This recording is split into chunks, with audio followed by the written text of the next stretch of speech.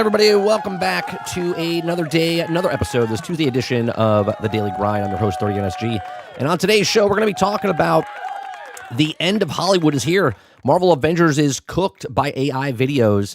There was a video by WDW Pro that we're going to watch, go over, give you my comments on it.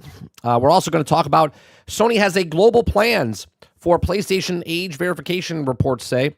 We're also going to talk about Crimson Desert. The story is nonsensical. Barely there, but Cliff's mocap actor reckons that what lacks a narrative is more than makes up for in other aspects.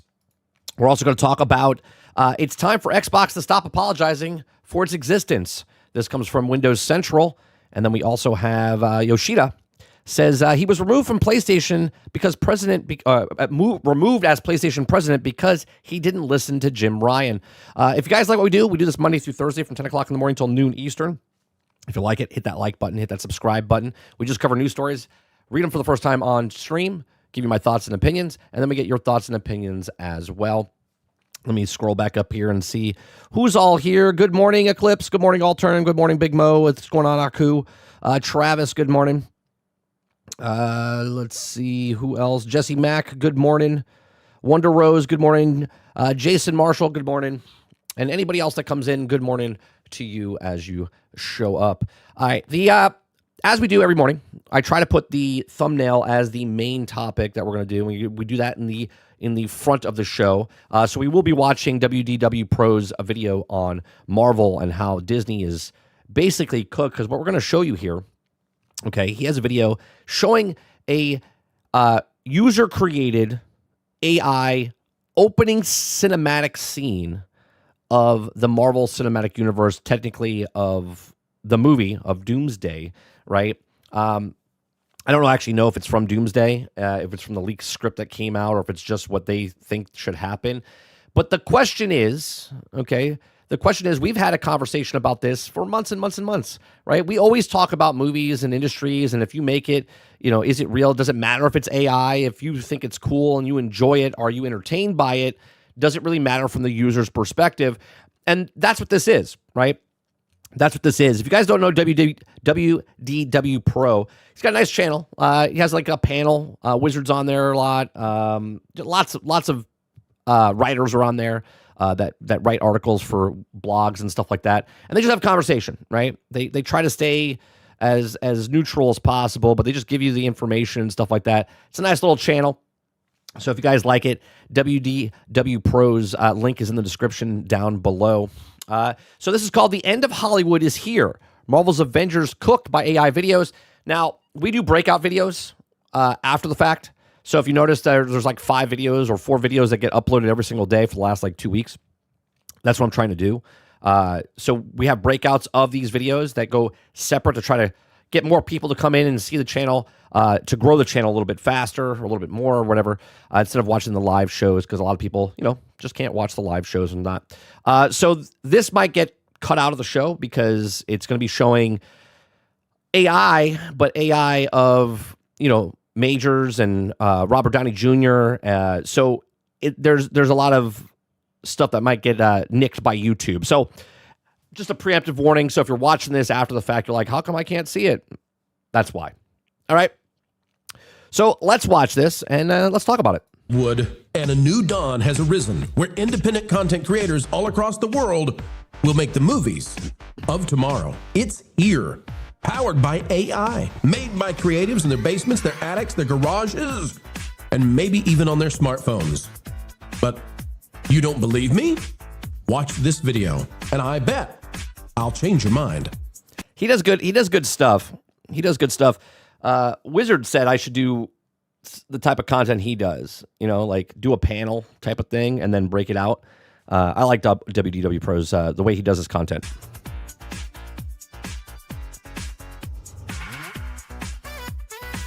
Hello, folks. Welcome back yet again. Another adventure into what's really going on in entertainment today. This out of the Los Angeles Times. Movie theaters finally emerged from the shadows of the pandemic. Now, you all know that's not true. That's not true. They didn't emerge. They just made better movies. Let's be honest. Because Spider-Man, that came out during the mid-pandemic, right, was a good movie. Made $1.8 billion, almost $2 billion. It's the biggest Spider-Man film to date. Yes, it was the final one at the time because we didn't know the Brand New Day was happening. Even Tom Holland said it wasn't happening. So we thought that was the last film, and it made $1.8 billion because it was a good movie. People go to the theaters for good movies. The case, theaters are emerging from terrible movies. The pandemic is just the reframing of the woke mind virus. Masanuga writes this. Movie theater owners are facing 2026 with renewed optimism after a strong start. Domestic box office revenue up 23%. By the way, that optimism will, I would say, diminish greatly as some of these big blockbusters perform less than they anticipate. Why? What's going on, Dolphin? Good morning. Because they don't understand what you and I understand. That's why you should click the like button. Folks, what's been going on in Hollywood? The destruction, the immolation of the industry by destroying your favorite franchises, your favorite IPs. And Project Hail Mary and Mario distinctly do not do that. If Toy Story 5 is a celebration of all things Toy Story and returns the characters back to who they are, good for them, right? Right, Eclipse. Right? If you're gonna sit for 4 hours in a theater, you better watch. That movie better be the best movie you've ever seen. If Doomsday comes out at 3 hours and 45 minutes, it better be the best goddamn movie you've ever sat in. But otherwise, don't get excited just yet about the box office this year. Trust me. Fortune was just recently saying the Oscars make it clear Hollywood is in a death spiral. Yep. But what if I told Hollywood doesn't know what they're doing? They don't. They think because Minecraft movie made money and the Mario movie made money, they're like, oh, okay, we see what's going on. No, they're still going to push what they want to push, right? Because these people live in an echo chamber, right? They love smelling their own farts.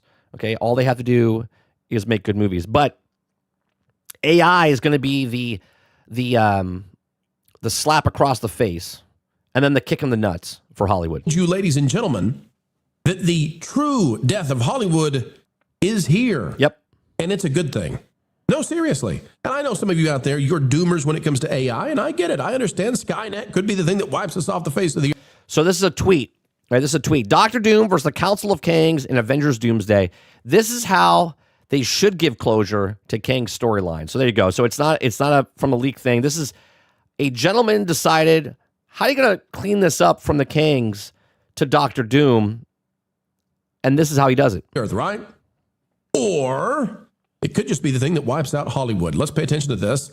This comes from Earth 616. And as we get ready to play this, I just want to let you know, I don't know the rules on YouTube for this. Nobody does. I was just going to say, nobody does. Nobody knows the rules because this is fan-made, but it's Marvel characters. So does Disney have the rights because we're not showing something that they made? This is fan-made. So can they copyright claim WDW Pro? Can they copyright me for showing WDW Pro stuff because they're showing a fan-made thing that looks so authentic? Could they do it? I don't know. No, we don't know what the legalities are whatsoever. Like, here's we're going to play a video of Jonathan Majors, but it's not Jonathan Majors. How do we do Right. It's not the actor, but it is the actor. It's not Robert Downey Jr., but it is Robert Downey Jr. that if Jonathan Majors didn't give approval for that? These are Marvel characters, but I don't know, folks. I don't. It's very like it's a Wild West right now. Know the rules here at all, but I have to cover this. I have to play this.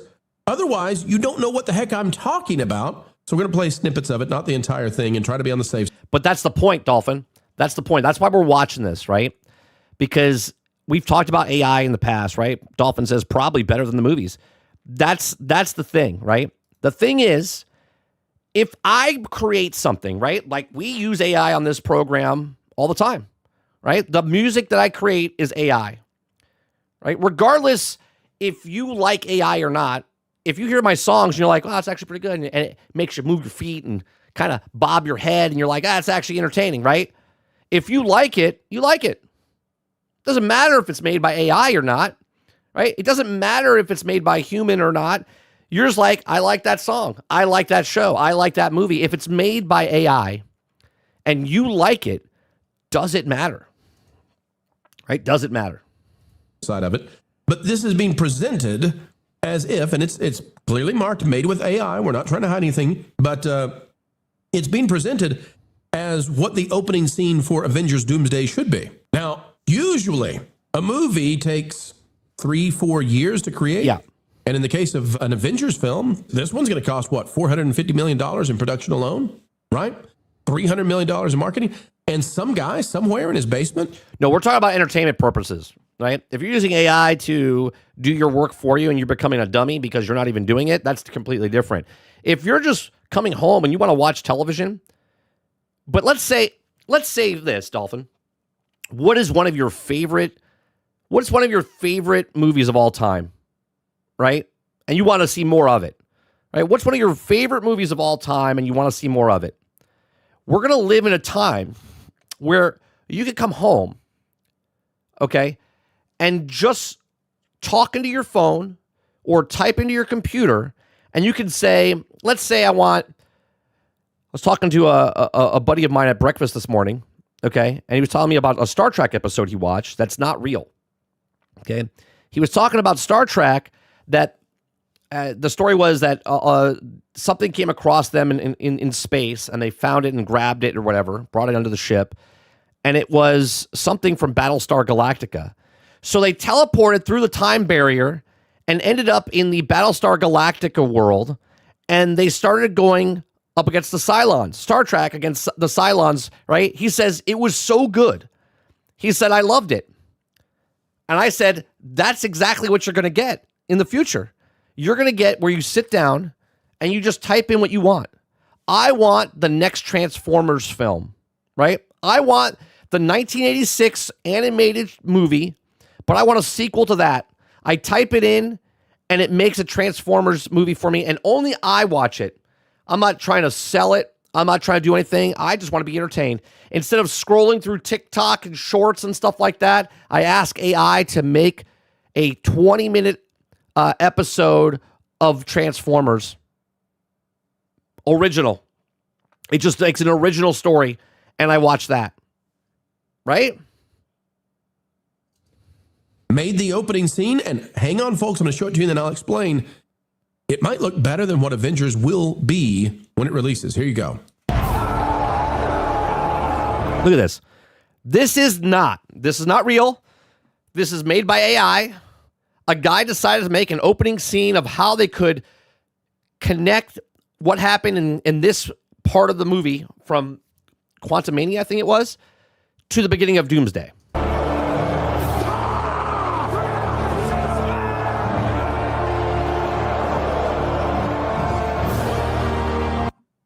Look at it. The amount of money it would cost typically to make this is astronomical. Oh. He's 100% correct. Right? Even if it's CGI, if this is Jonathan Majors and they filmed this scene and you had to put those extras in the background, right? This would take hundreds, thousands, if not millions of dollars. And the guy did it in his living room. One person is prompting this. And the ability to upscale now to 4K or 8K is going to be a complete and total game changer. There's something else that's happened today. Look at it. And it looks like cinematic. It looks cinematic. Last few hours. I'll show that to you in just a second. Don't go anywhere. That changes everything as well. I don't know what they made this in, if it's C-Dance or if it's Grok, but it's darn impressive. And it diminishes the cost of making something like this by an unimaginable scale. I mean, we're not talking about cut it in half. We're not talking about cut it by 9. Right. We're talking about for pennies on the dollar. We're not talking about $100 million to $50 million. We're not talking about $100 million to $10, right? We're talking about pennies on the dollar. 90%. This takes the full cost of making a movie, which is astronomical, and just shrinks it to nothing, right? Here's a little bit more of what should be the first scene according to whoever made this.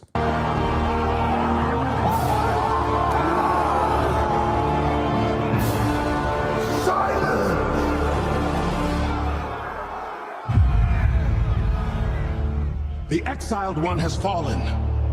The one who called himself He Who Remains no longer guards the flow of time. You see the lip syncing, how it's much better now? Just from like a month ago? Now, pause here for a moment, folks, because we're going to skip ahead to the end of this. Again, I'm not trying to play the whole thing for you. I just want you to see this is movie quality.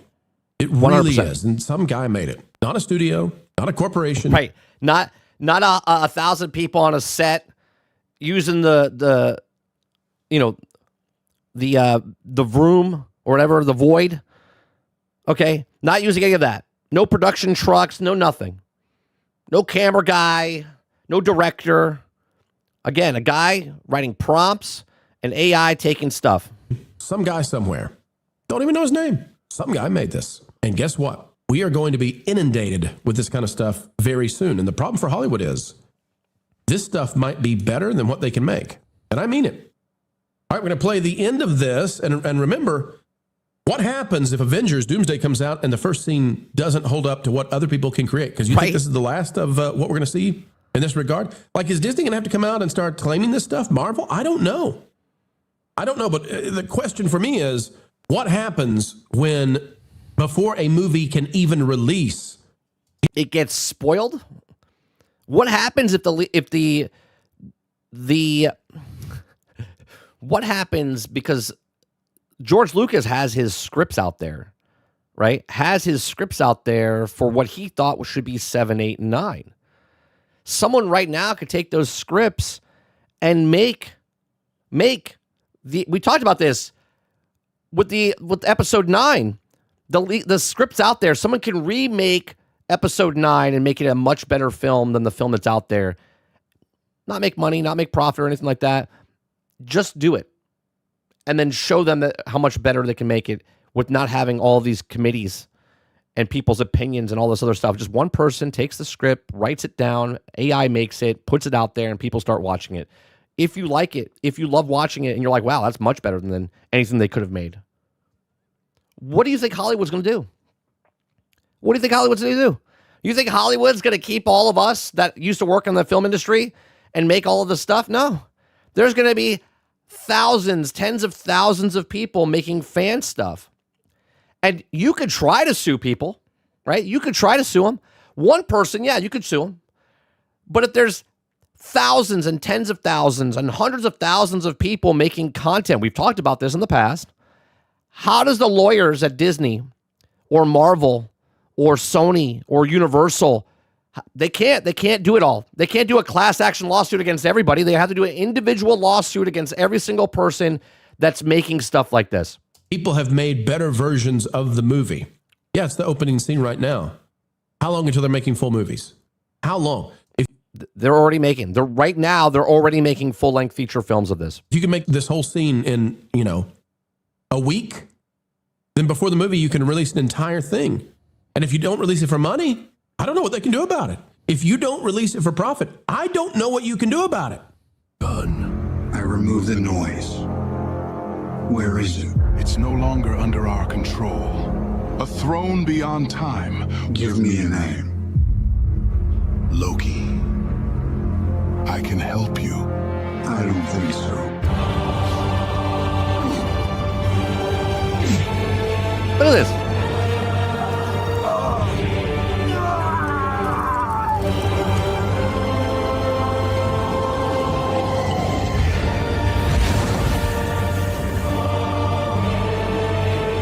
Now, if you like it or not, and go, it still looks cheesy. This looks cinematic.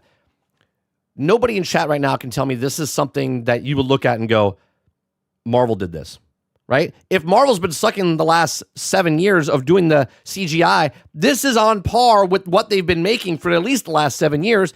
Here we are. Some guy did this from the living room.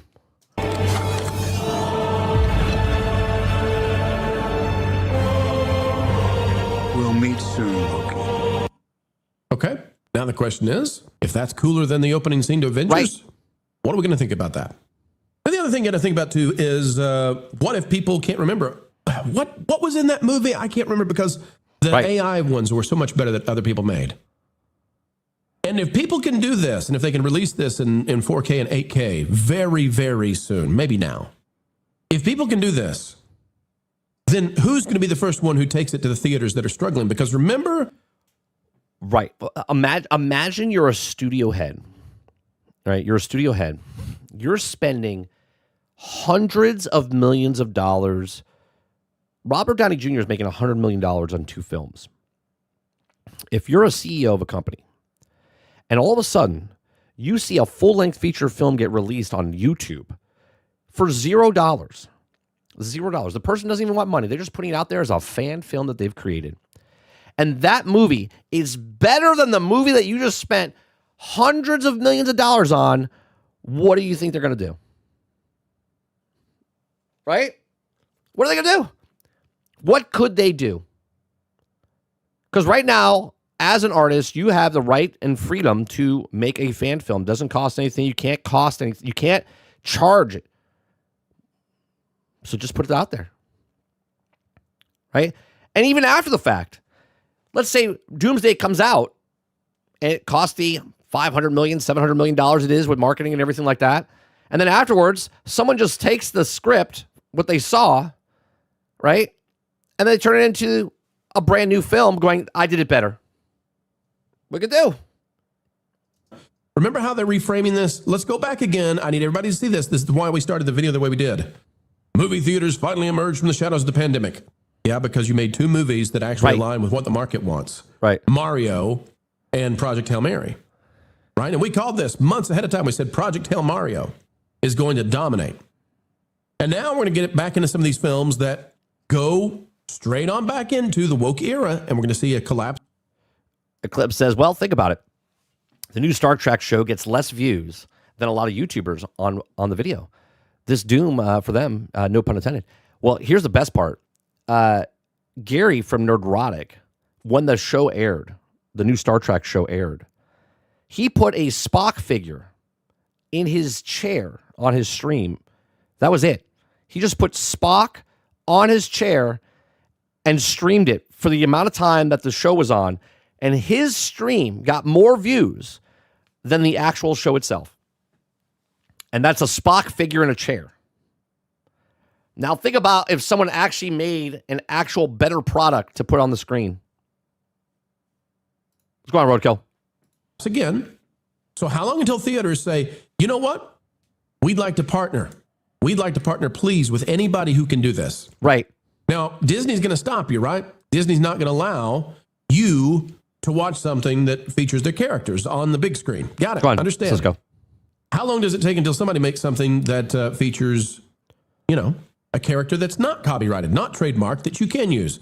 Amelia, for example. Sarge says, let's be positive. Let's be positive for a moment. All right. All the people with scripts and ideas will no longer be gatekept from showing their stories. That's very true. Now they just have to find someone that can prompt, because again, it's not super easy. It is as easy as putting a sentence in and having it made for one clip. But when you want to continue that clip and make it continue and be consistent across the thing, so you don't get those inconsistencies across the show or movie, that's where you're going to need someone that knows what the fuck they're doing with the prompting inside these things. Example created by the UK government has backfired on them spectacularly. Now she is the opposite of what they created her for, and she's become, I think, the first AI star. Sorry to whoever that little character was they tried to push on us with the Hollywood trades. Amelia. Put it in the history books. Amelia is the first AI superstar. She's a character created by AI that's going to continue on in AI. Here's Amelia, a clip of this. And as you watch this was like, what, 3 months ago? Maybe a month ago. Not long ago. Yeah, I think it was like Look a month at how and a the half quality ago. has already increased. And today, a big announcement came from Grok. I'll show it to you. A big announcement from Elon Musk. We'll show it to you. Hang tight. Our ancestors built Westminster Abbey and wrote the Magna Carta in the 1200s. They invented the printing press and... Do you see the difference between a month and a half ago with the lip syncing? Now, it might be because of YouTube or whatnot, but you see how the mouth is like really pronunciating and the audio is desynced. Now, if you go back to the Jonathan Majors stuff or Robert Downey Jr. in that clip, how much has changed? Do you see the difference just a month and a half ago? the computer. They discovered electricity and gravity. Oh my God, she ate the stem. They built cars, then airplanes, then spaceships. Meanwhile, in the rest of the world. So there's Amelia. You can agree with her. You can disagree with her. It doesn't really matter for the point of this video. What it matters is, look how far we've come. It's a couple months ago, right? You know, the eating spaghetti stuff with Will Smith. Right. You can see it in real time right here. Amelia versus this. Yeah, look at the difference. Look at the difference, right? You could tell, right? If you really want to look, you go, oh, you just saw a picture like this is AI. This doesn't look like AI. This looks like Robert Downey Jr. from the set of Marvel's Doomsday, right? This is why it's going to be so hard. It's already happening because of, what was it called? FanFest or CinemaCon that just happened, right? They showed a trailer for Doomsday at CinemaCon. And then some people that took notes about what it was put it into AI and recreated it and started posting those things all over the internet. That quick. I mean, this is amazing. We now have cinematic quality. Okay, well, guess what? Something just happened. Something literally just happened at the time of recording minutes ago. This is from yesterday, by the way. You've seen this video upon release. It'll be a couple hours. But Elon Musk says, imagine upgrades, talking about X. Now, X and Grok. Okay, Grok is Elon Musk's AI system powered by the Colossus supercomputer in Memphis. I might have to dabble in this and make a music video. I know I've been talking about making a music video for one of the things, right? But like truly make a music video for one of the songs I have. Tennessee. Grok has wiped out Sora. Sora's gone. That was the ChatGPT version of making movies, text to video. It's gone. It's not because an AI bubble burst. It's not because AI is collapsing. It's not because Sora underpromised or underdelivered. No, it's because Grok, Elon Musk's strategy was, I know where I can dominate, and I'm going to dominate video to text. Or excuse me, the opposite, text to video. And he's done so. Here's the latest from Grok Imagine. Now with a new update that makes the matching of lip syncing for voice so much improved. Here we go. Big update to audio in Grok. The mouth lands on the words the way. That's really good. That's really good. Even though she's still pronunciating really loud and like prominent, like the sound to the lips now looks really good. It should, so the whole video feels dramatically more real. And of course, that's been added. It's got the share effect, right? You don't have that puppet effect anymore. The auto tune added for fun. But you can see as we scroll down, this is very, very impressive stuff that they're doing now. Here's another one using the auto tune. Someday I'll close my eyes and drift. It's crazy, dude. The mind alone. As a corporation, you have to be shitting yourself right now. As a customer, as a person that just likes to create stuff and watch things and be entertained, we are in a you're in your backyard and you hit oil right now, right? AI is going to explode so big, and I know a lot of people think it's not going to be like, oh, it's a tool, it's not going to overtake. Bro, we are each going to make our own. We're each going to make our own television series. You're no longer going to watch the sequel trilogy of whatever movie it is. You're not going to give a shit about Fast and Furious 11 through 15. You're going to make your own stuff. You're going to come home and be like, you know what I want to see? I want to see Rambo fight the Terminator with the Predator. Okay? Remember those videos we used to watch, Alien versus Predator, before they made the movies Alien versus Predator, and it was just fan films? And people actually had to film it. Now you could do it within minutes right now. You could just say, I would like to see the Alien versus Predator fight each other with Rambo and Terminator in a tag team match, in a death dome in The Running Man on Mars. And it would happen. And you'd be like, holy shit, this is amazing. And you would sit there, and that would take your time. That would take 20 minutes of your time. That would take 45 minutes of your time. And you're watching that because you're entertained. And then the next time you're like, I want to see a sequel to that. I want to see Harry Potter in the Lord of the Rings. And you make it. And if only you are watching it, who's going to sue you? Nobody knows about it. You're just watching it. You're just making your own stuff. Can gift someday. So the ability to do this now just got dramatically better. You can see people can make their own music videos in no time flat with Grok. 100%. It's amazing. Here we've got Elon Musk dancing in the background. From the clock, turn imagination into reality.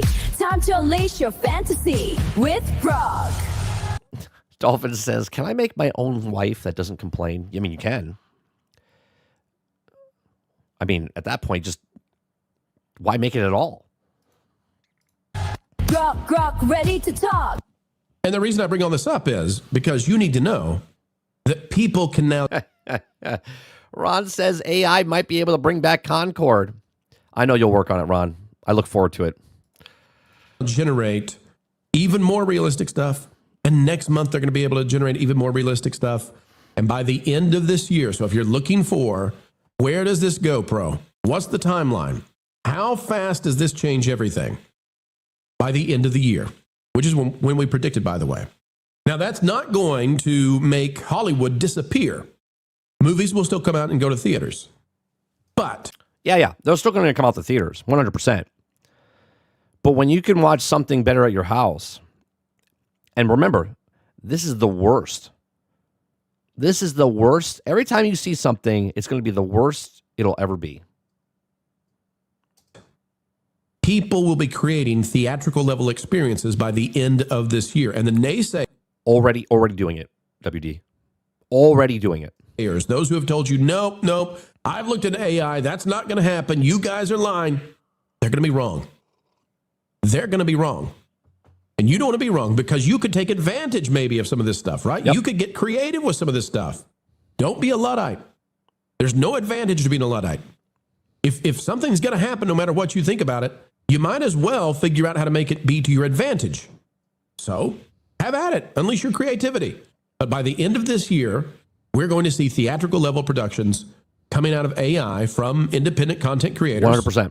And by next year, this is going to become, I believe, the predominant form of entertainment consumption. Yeah, it's going to happen real fast. I agree with what he's saying. 100% agree with what he's saying. This will be the dominant form of content. Because right now, shorts and TikTok, that's already the market right now. More people are watching shorts and reels and all that other stuff. So what he's saying, let me get what he said again. Coming out of AI from independent content creators. And by next year, this is going to become, I believe, the predominant form of entertainment consumption. Yeah. So I agree with this because right now it's like this, right? But because AI is moving so fast and becoming so good and becoming better and better, we're in the Wild West right now. But when it takes off and people start to realize what it is, I like to put it into perspective of the cell phone, the smartphone. We didn't have the smartphone, and then we got the smartphone, right? And between the time of Steve Jobs announcing the smartphone to the time when the smartphones came out and then the market got hit, it was like 7-8 months. Like, first people got it, and then the bell curve happened, and it dramatically went up. Where it went from not having smartphones, the little flip phones, to everyone having a smartphone, and now the smartphone is the thing. It's going to happen faster than that. But I'm using that as an example, right? So not using AI to watch entertainment like this is people watch it now, right? You're watching it right now on YouTube, on TikTok, on X. People are watching AI videos, right? Right now it's like here. Come at the end of this year, it's here. And by next year, it's already going up the curve. Like it's on the bell part. It's going to be skyrocketing. So I agree with WDW Pro. I think it's going to be this time next year, it will be the dominant, not the end of next year. This time next year, early 2027, it will be the dominant platform or way of people watching videos is fake videos. People making better things than what they're watching. It's a threat, a huge threat to Disney. It's a huge threat to Hollywood. They will still have their characters. That's their saving grace. And if they license those characters to this, then the race is on. If they don't, then I think people are going to make stuff. Why not have a cinematic? Yeah, but I'm not talking about Z. I'm not talking about just Marvel. I'm talking about you're talking about, okay, you're saying dominant. I don't agree. Still too many normies watch full-size content, in my opinion. Do you know how many times my normie mom or dad shows me a video of an AI animal or AI something happening on the internet from social media? Let me tell you, eight times out of 10 right now, Did you guys see that? Did you see this? Hey, that's AI. No, that's not AI. That's AI. Right? Those are normies. Right? The people that call the YouTube are normies, and they don't know the difference between what's reality and what's fake. So when I say the bell curve, that's the general population that is normies. Because they don't even know they're watching fake stuff right now. Universe with the Rippaverse. Why not? Why not other independent franchises and worlds out there, IP connected universes? Why not? Why not? People can do anything they want, and very, very soon. So when do we predict that this will change Hollywood, and when will we get an AI movie in the theaters? Probably in 2027. Somebody's going to push this. Theaters are desperate for it. They're tired of being handed out. End of this year, beginning of next year, we'll see the first full AI movie. Well, let's be honest. Most movies are pretty much all CGI. I don't. It's not surprising. AI slop. I'm going to switch that up, right? I'm going to call it Hollywood slop. They are tired of receiving Hollywood slop. We just found out today that Oscar Isaac says that they introduced the last line of post-production. Somehow Palpatine returned at the last second, at the last minute before releasing The Rise of Skywalker. That's Hollywood slop. Wait, he didn't say that? Oscar Isaac didn't say that line. They just put that in the movie. Somehow Palpatine returned. That's Hollywood slop. That's them destroying your favorite franchises. They don't care. You'll eat it up, right? They got lazy. They got distracted. They bought into the propaganda, the woke mind virus. Mr. D says, I agree. AI will dominate content, but he's stating over entertainment media overall.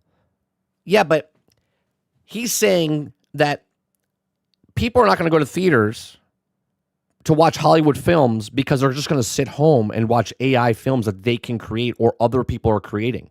That's what he's stating. It doesn't matter if it's on the small screen, your medium size screen, or the big screen, right? He's saying overall entertainment will be completely dominated by AI content. People that like me and you making our own content and then putting it on the web for other people to watch. We all have the same amount of time in the day. So if I'm watching a 2-hour movie that's made by AI, I'm not watching 2 hours of something that someone made with actual people, right? Doesn't matter if I'm on the phone, YouTube, TikTok, movie theater, television set, doesn't matter. That's what he's stating. And we're ready for non-slop. We love Project Hail Mary. There's a place for that. We love Mario. There's a place for that. You can make that next year and the year after. And the year after, it's going to get better and better and better. It's going to be amazing. The transition is going to be very painful for an industry that, Hollywood. For us, there's going to be no transition. For us, there's no transition. For us, you're just going to go into it. Hollywood's going to have a major transition. All of entertainment in the US of A makes an economic impact, I believe, about $33 billion, somewhere along those lines. So that's going to be very painful, right? Yes. But do you want to be on the wrong side of that tsunami, that supersonic tsunami? Do you want to be on the other side of it? No. And neither do I. So if Hollywood's smart, they'll get back to making great movies and great stories, and they'll use AI, and they'll do a great job, and they'll mix it with real people and real actors and all of that. That's what they should do. And if they don't, I agree what he's saying, right? Let me rewind and listen to him again. All of entertainment in the US of A makes an economic impact, I believe, about $33 billion, somewhere along those lines. So that's going to be very painful, right? Yes. But do you want to be on the wrong side of that tsunami, that supersonic tsunami? Do you want to be on the other side of it? No. And neither do I. So if Hollywood's smart, they'll get back to making great movies and great stories, and they'll use AI, and they'll do a great job, and they'll mix it with real people and real actors and all of that. Which they're technically doing. The AI and the CGI. CGI is just created by the people making the characters, right? Put the things on the people, capture that, then they go in and they make it, and there's that human touch to it, but it's still CGI. This will be used as a tool, but if a guy in his living room can do this, and all the layoffs that just happened, as Craig brings up, right? Why would they pay 1,000 people to be there if they can hire 5 people to make this. If they could get 5 people to work on Doomsday or 10 people to work on Secret War, why wouldn't Disney use this?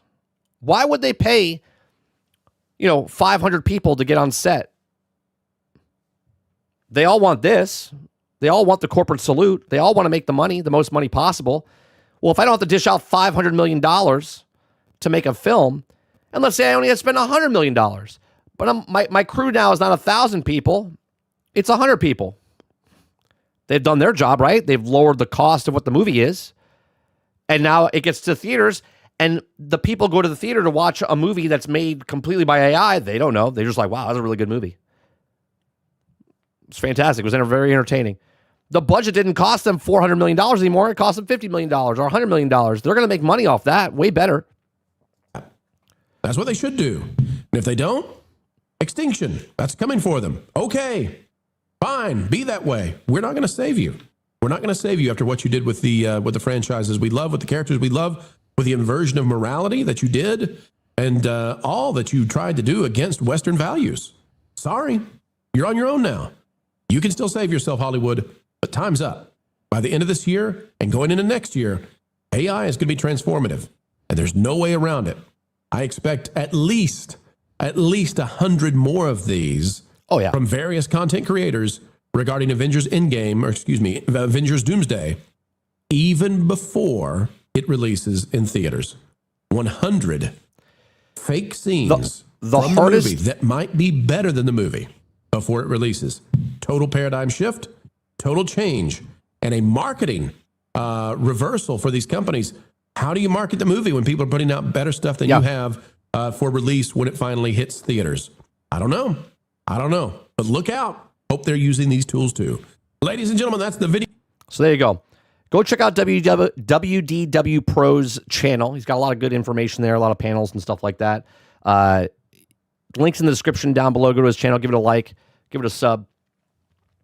Yeah, man, the way it's going to go, and the hardest part, I was going to say, the hardest part for people making videos is the consistency. So making a music video, pretty simple, right? You get an 8 to 10 second, 12 second, 15 second clip of something happening and you cut to something else, right?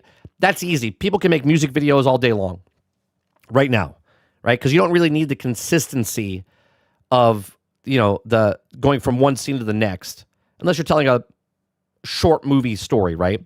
Most music videos are, just jump back and forth. But with a TV show and a movie, the hardest thing is the prompt. You'll see these a lot, right? You'll see people trying to make something, and they'll make a character, and then it cuts to another scene, and the character looks off, not the same. It cuts back, and it looks the same as it did in scene 1, right? Well, Grok right now, or Elon Musk with Grok, is already fixing that, where now you can extend the 8-second clip to 15 seconds, and you can extend the 15 seconds to 25 seconds, and it keeps the consistency what's happening. When they figure that out, that's when the game is going to change, because it's the continuity, right? It's the continuity from one scene to the next with AI that has problems. It's the lip syncing, which they'll fix, okay? They'll fix all these things. These are all things that you'll notice now because you notice it now, right? Some people will notice it. They don't even know they're noticing it. They'll be like, something's off about this, but they won't know what to say. They're the idiot at the table from yesterday's video, okay? They don't know what it is, but they know it's there. They just don't know how to explain themselves what it is. But once they figure that out, you and I, who think we know, oh yeah, that's AI, you will no longer be able to tell it's AI. You will no longer tell if they're using a mixture of practical effects, CGI effects, AI effects, or anything like that. It'll just all blend together. Altered says, goodbye, camera guy, light guy, makeup guy, CGI guy. AI just replaced millions of jobs with the type of videos. Yeah. Which we talked about months ago. Pone says it's dangerous for production companies to use AI at the moment because you're just one wrong prompt away from pulling someone else's art and getting sued to hell. Sure, but now that they have all the time in the world, Pone, because they're not actually doing the stuff, they can have someone, unless you're Bungie, make sure that someone's not submitting something that's already copyrighted claimed by something else, right? How many times do you watch a movie and you'll see after the movie comes out that it was inspired by another thing, shot for shot, just their movie compared to theirs, shot for shot. Everything's exactly a one-to-one thing. You can't get sued for that, right? It's your characters in the movie compared to their characters, right? You can't copyright a shot of a film, right? You can copyright if I'm using Mickey Mouse in the movie or whatever. Western values. I'm missing his tangent. Jason says, goodbye, everything. That makes filmmaking making cool. There's still going to be people that make filmmaking cool, right? Again, someone that just types in a simple prompt into AI is going to get something cool. But someone that knows how to prompt is going to get something much cooler. Jesse Max says 30 Disney made their own premium version because all of the IMAX taken by Dune Part 3. So they made the Avengers Doomsday. It's called Infinity Vision and re-release Avengers Endgame. Yeah, but they're not doing anything. They basically just changed the marketing of IMAX. Did they not? It's not even their own IMAX. They're just marketing it something different. Am I wrong about that? Chief says, 30, good thing you're not in the film industry anymore. Yeah, I still feel for the people that I have a lot of friends that are in the business. I know some of them are incorporating it. Instead of finding a CGI guy to do stuff, they're doing it themselves, especially the low budget films. Come on, Roadkill. I can already see it. Mighty Python, Life of Travis. Well, even then, we joked about this, about a year and a half ago, 2 years ago? I forget who did it. Was it Super Dave? Who did it in my channel where they took me... Oh, wait, maybe it was Z, right? Mr. Z put me as Tony Stark, right? And made me Iron Man, right? Took my face, put it on his body. Imagine that, right? You want to be in your own film? I'm not redistributing to people, but let's say I want to be in the Avengers movie. I am now Hulk instead of Mark Ruffalo because I can't stand Mark Ruffalo, right? I could put myself in the Avengers. Didn't you do it, Mr. Z? I could have sworn you did it. Who was it that did it for me? Was it Ron? Ron, did you do it? No, it was Mr. Z. Making me think I'm losing my mind. Mr. G says it'll be like gaming. A lot of people will want genuine. So indie, low budget, may be the rage. May be the rage as well. Pone says I think the future of big studios will be built their own AI, which will be the original content, then use it for all their other movies. So investment in heavy, but pays off after every new movie. I don't know, man. I think the problem is if I'm just a Joe Schmo. Right? I'm not getting my big break. I'm looking to get in the movie industry. I want to direct a film. Can't do it. It's really hard to get into. Right? I can't get on a movie set. But I can just prompt. And I can sit there and pay my $100 a month for whatever tier that you want. Use the credits and make myself a short film. Because back in the day, that's what you do. You go out in your backyard, you shoot a short, make a film, build it up, make a longer film, build it up. Right? Now you're just sitting there typing. Right? Composition, push in, right? You're making your film. You do the storyboard, you do all the stuff. Now you start prompting it. Now you start putting it in. Right? It's the same thing. Now, the person that didn't have a shot at trying to get his movie made can make his movie and show it. Now, I'm not even talking about taking off of ripping off Marvel or Disney characters. I'm talking about original people's content now.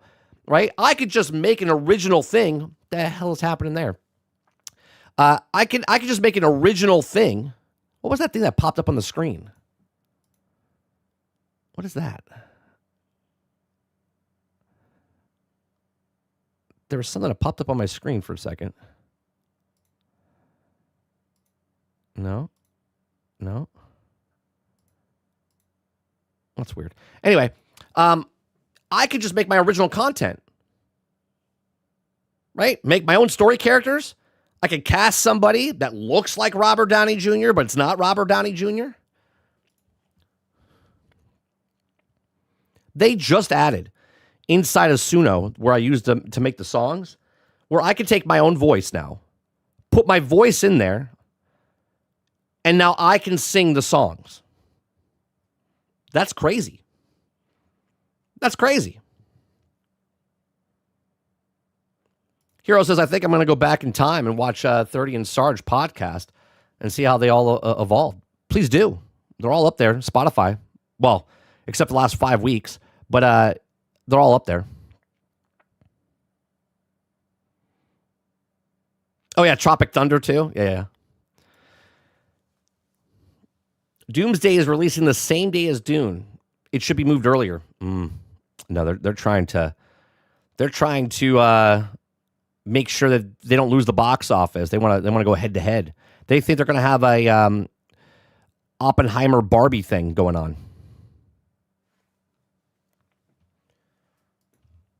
Eclipse says that's what I'm excited about. I'm excited for a person that can't get big because of Hollywood. Won't let them in the club. And they're able to make a movie with AI. Yeah, 100%.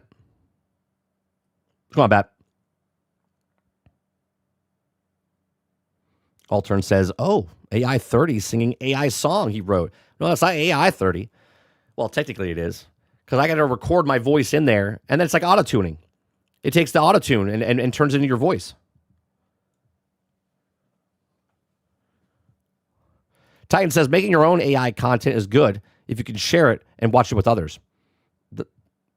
There's YouTube and the internet. Even if you're not watching it with others, you can make your content and just show it to people. Craig says, I am not watching 7 hours at the theater. Yeah, can you imagine? They say it's supposed to be like 3 hours and 45 minutes, 4 hours long. It's crazy. All right, let's go to the next story here. Next story. Sony has global plans for PlayStation age verification report. Okay, this comes from GameSpot. If you guys like what I do, we do this Monday through Thursday from 10 o'clock in the morning till noon Eastern. If you like it, hit that like button, hit that subscribe button. If you'd like to go above and beyond that, become a member as little as $5. Okay?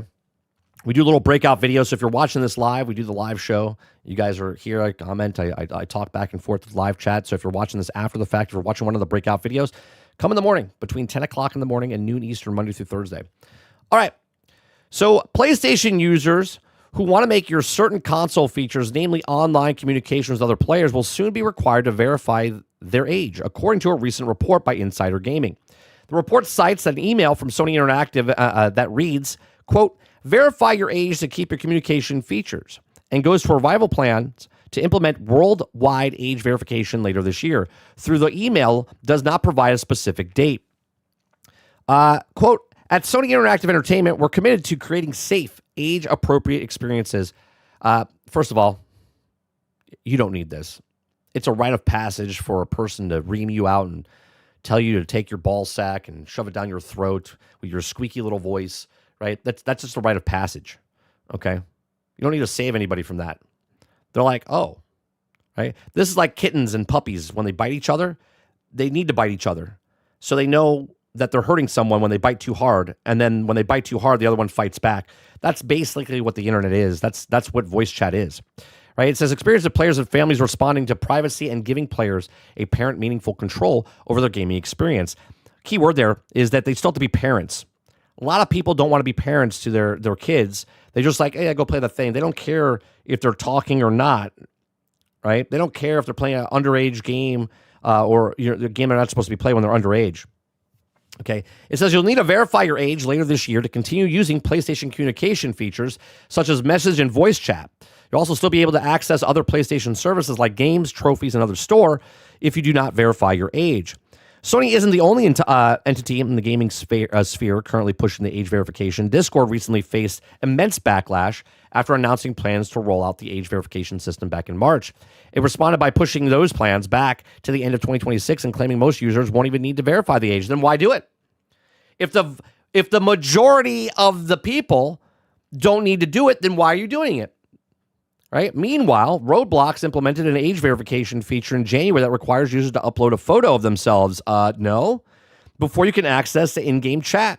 The U.S. Household Representative is currently pondering a Parents Decide Act, which is also, if passed, could require age verification before users can access a computer's operating system. Okay. Sony already announced plans to roll out age verification in the UK and Ireland later this year. And also, as a web page, also users in those regions can also verify the age and scan uploading their ID. Sony uses Yote, a company that also offers a private first approach to age checks for its age verification in the UK and Ireland, and will also presumably continue to work with Yote in the future's global rollout. In January, Spain's data protection regulator AEPD hit Yote with $1.1 million fine for mishandling biometric data harvest from users. That's what I need. Go ahead and scan your eyeball, your face, your fingerprint, put urine in a cup. Oh, and by the way, oops, we got hacked and your information got out. Now they have your face and your social security number and all this other stuff all combined in one little nice location. Okay. And I know someone's gonna be like, they're already doing that 30. Yeah, we don't need it more so it can happen more. Global concerns have raised about age verification being used to harvest player data. Yeah, that's exactly what they're doing. That could be leaked. No, because that's what's happening. Used to track consumers' behavior. That's what's happening across apps, or even the end up of hands of government without the user's knowledge of consent. I literally just watched the video. Was it yesterday? 2 days ago?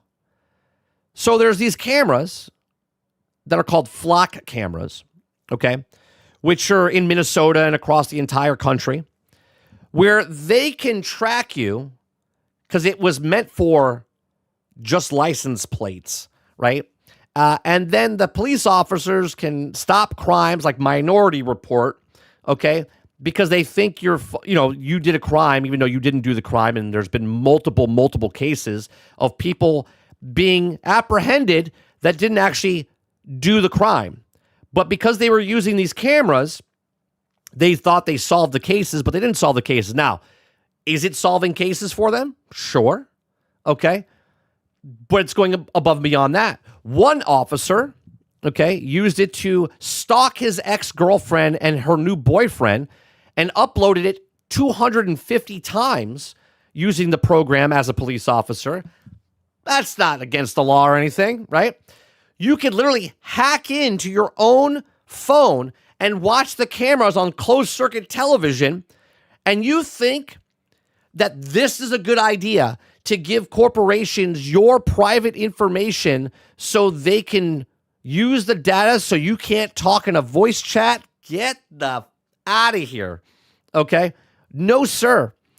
It says, interesting, Sony also plans to phase out all PlayStation Network branding by September 2026, though it's obviously doesn't plan to dismantle its online services, PSN. It's likely just a makeover for a new name. Okay. So there you go. And again, this is not picking on Sony, because I know there's people in chat right now going, oh, it's just not Sony. I know it's not just Sony. Okay. I know it's everybody. Okay. Not verifying anything. Discord asked, I'm not doing it. Okay. They want me to not use Discord. You got your wish. I won't use Discord. Right. I will not use something as long as I possibly can. Okay. But they are not getting my information, especially when your company's been hacked 14 times. 14 times. No, I'm good. You can eat a dick when you're asking for age verification for me to use your voice chat. I'll use another voice chat. I'll just use my phone. Okay, I'll use a walkie-talkie. I don't give a shit what I have to use. You're not getting my information, more information than you already have. Did you know they can also track you? Disney does this. Disney has those little bands that you wear, okay? And then they have a sensor in their garages at Disney Springs.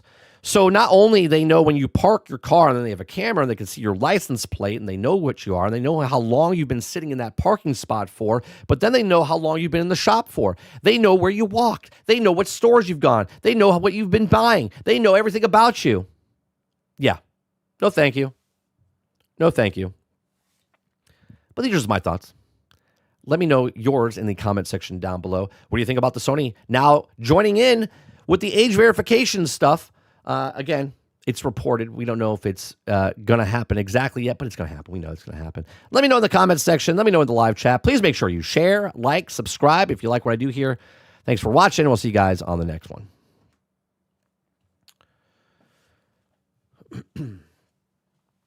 Titan says, but if there's copyright and IPs, you may not be able to share. 100% can share. You just can't make money off of it. I think most people will find it in sharing and watching content by solo experience. Elden Ring, Bloodborne getting adaptations. Armor Core could also be another good adaptation. I am not a fan of taking all these video games and turning them into movies and TV shows. I'm not. The reason I like video games is because it's another medium to tell stories, and I don't need the shorter version of the story. It's worse than a book, right? A book, there's no production value in a book. It's just words on a paper, and your imagination can tell what it is, right? Like you can make the Wizarding World of Harry Potter, and then when they made the movie, you're like, oh, the book's better because obviously there's much more descriptions in the book, and there's not a budget to put words on a paper, okay? In a video game, you're playing the main character of a thing, and you can tell that story over 8 hours, 10 hours, 12 hours, 15, 20, 100, whatever it is. So it's much, much better. Now I'm going to watch a 2-hour condensed version of the thing I've been playing for 80 hours, 100 hours, over 3 sequels. No, I'm good. I'm not a big fan of the adaptations of video games into movies. Pone says, sorry to tell you, but if you have a cell phone, this is already, see, I already knew that. You're already being tracked. That's correct. I understand that, Pone. So I'm supposed to be, well, since I have a cell phone, now Sony can have my information, and Microsoft can have my information, and Discord can have my information. I'm just supposed to give it up to everybody now. I'm supposed to be a hooker with a doggy door to all of these companies to get my data. No, sir. You can do that. You can give all your information to all these companies all you want. Okay? I'll limit it to 1 or 2 things, right? I need a phone. I don't need voice chat in my PlayStation. Right? I don't even want to talk to half the people on the internet anyway.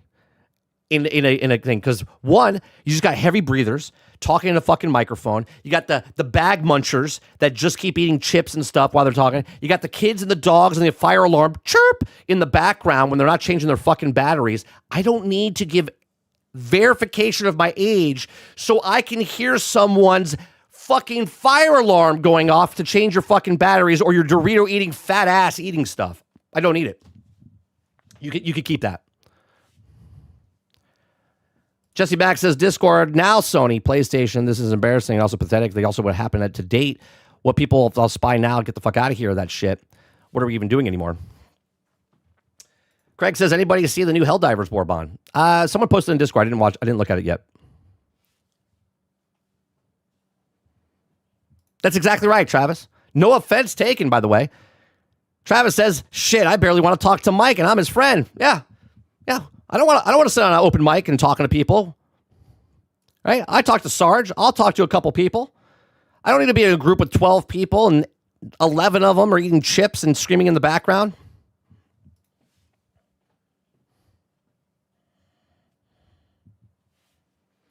Clip says, good old Grand Theft Auto 5 online, especially on the PlayStation 5. No one turns off their controller mic. Yeah.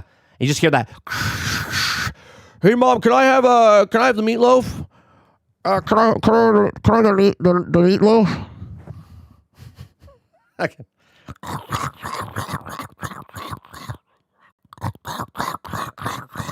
Hey, did you take out the trash? Take the trash out? Roar. Yeah, you can keep your age verification.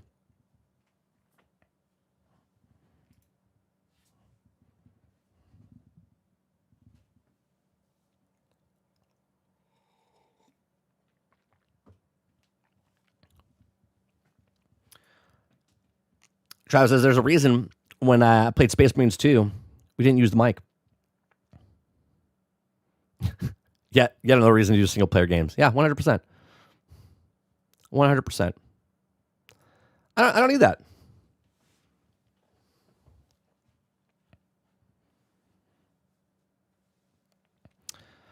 All right, let's go to, well, I guess let's go to the other Sony story.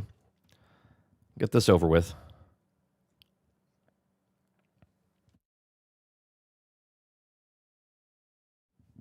That was a good cough. That released a lot of stuff in my chest there. All right.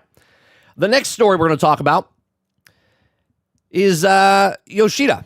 Says he was removed as the PlayStation president because he didn't listen to Jim Ryan.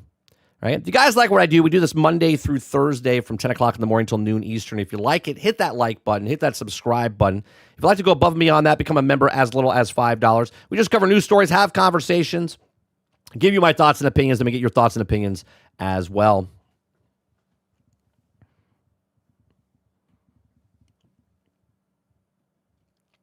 Pone says, before I can move on to the next thing, Pone says, I don't know why people think age verification is some secret covert thing. If you don't need it, then don't use it. But if you do, then it's really not a big deal. Well, here's the other thing. My son doesn't have an email. Well, actually, he does have an email. He's a junk email that we have that he doesn't use, okay, because he has to have a presence, okay? My son, because I'm a parent, unlike a lot of people that have kids, okay, they don't verify anything, right? They want to try to track the youngsters as early as possible so they can start selling their data. Why do I know this? Because we get information through his email that we never signed up for anything. But for some strange reason, we have things coming into his email. Now, my son doesn't know his email. He's not like he's signing up for anything, right? But for some strange reason, we're getting offers from things. And how do they know that? Right? They assume because when we made the email or whatever it is. So he gets offers for stuff. Now, again, my son doesn't use his email. He doesn't even know he has an email. We have an email that we made for him. So when we do sign up for something, okay, it's linked to his account. Because when I linked it to my account, it fucked up things, right? So now they want to age verify your children for their safety. Well, let me tell you something. The only person that's saving your child is you. So if you have a child and you want them safe, okay, then you set up their stuff for them. You make sure what they watch, right? I know it's tough, right? A lot of people out there are like, well, I don't care what they watch. When I was a kid, there's so much fucked up shit that people can watch right now. And wait, AI is going to make it a lot worse, okay? But you have to know what they're watching on YouTube. You have to know what they're watching on even YouTube Kids, right? What games they're playing, right? Everything comes to me. I, as the father, you want to call me a dictator? Damn right I am, right? Because I'm going to protect my son from the idiocracy of people out there and these shitty companies, okay? Because I'm going to save him and teach him so when he gets old enough and he wants to get his own email and do all this stuff, then he actually knows, right? I'm the filter, right? I'm the parent. I don't need Discord, right? I don't really give a shit about my information getting out there. Correct. It's out there. I don't want my son, because that's what they're doing this for. They're doing this for the children. Remember that. They're doing this for the children. They want your information to save your child, so there's people out there that they don't want to talk to. Yeah, I don't want to talk to any of you guys, right? Not you guys, but the corporations, right? It's for the children's safety. Parents be parents, companies be companies, and stop nosing your business into our business, and I'll keep my business out of your business. You know what I mean? You make product, I buy product. When you take your product and try to implement it into every other thing, well, that's when we have a problem and I don't use your product anymore. It's that simple. I'll use your product until you push too much, right? Be a parent. You be the business, I'll be the parent, and let's keep the kids out of it.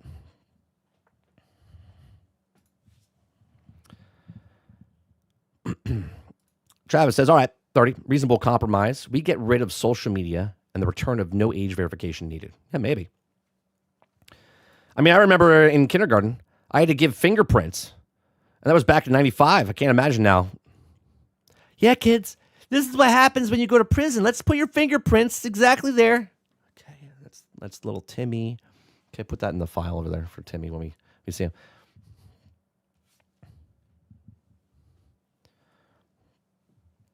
You're not a dictator, you're a parent.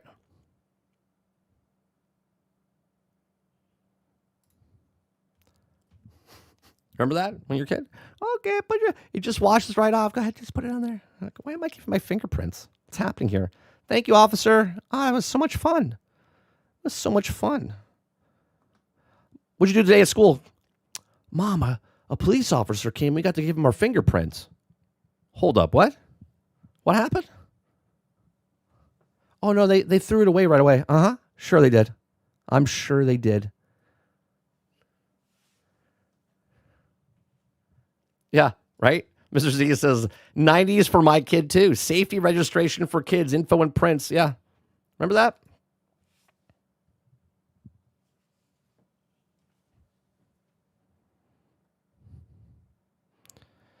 Pone says, yeah, for kids, it makes sense. I was thinking adults had issues with They do. They do because, listen, I don't need to give you my age verification. If I'm a kid or an adult, I don't need to give my age verification. I'm using your product. You had a product. I'm using your product. I don't need to give age verification. Why do I need age verification? Tell me why I need age verification. Because you can give me a reason and I can give you an explanation of why you don't need it, which is the same answer for why you do need it. To protect the kids. Be a parent.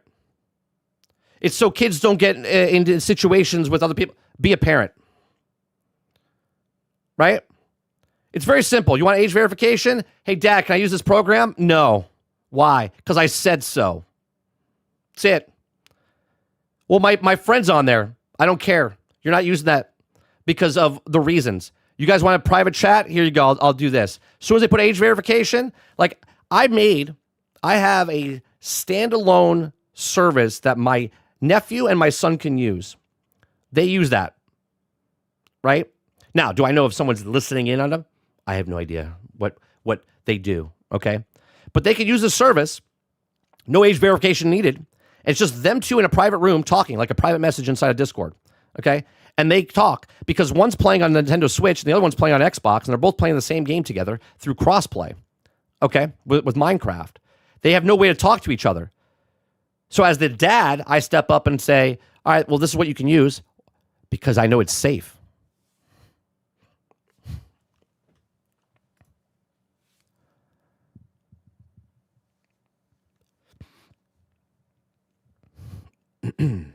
Same reason why they want your email for free gifts. Right. You just want $1,000. Put your email in. Oh, my God. Last Social Security.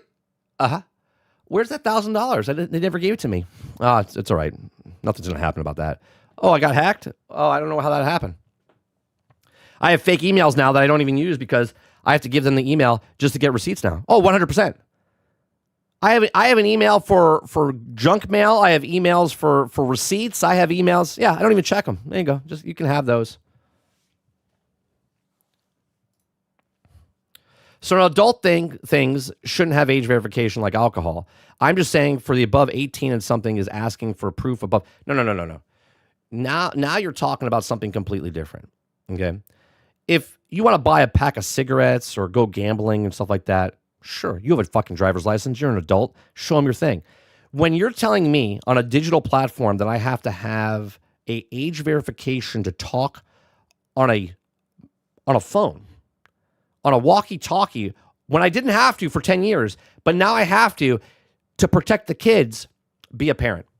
It's that simple. Be a parent. If you want to go drink legally, go get a driver's license. Okay, get an ID. Do you want to gamble? Well, then you have to show that you have legal information of you're 21 years old or 18 in certain states, and you have to have a driver's license, right? These are things. If you want to partake in that thing, cool. This thing is to talk to your friends, right? We're on the same thing, right? Now you're asking for my kid to get verified for it. No, not going to happen. To protect the kids. You want to protect your kids, be a parent. Be a parent. That's it. That's the answer. Be a parent. And I'm not saying to you specifically, Pone. I'm not saying you be a parent. I'm just saying in general, right? These guys want to step in and they want to protect your kids. At the end of the day, the only person that's going to protect your kids or yourself is you, right? Protect your kids.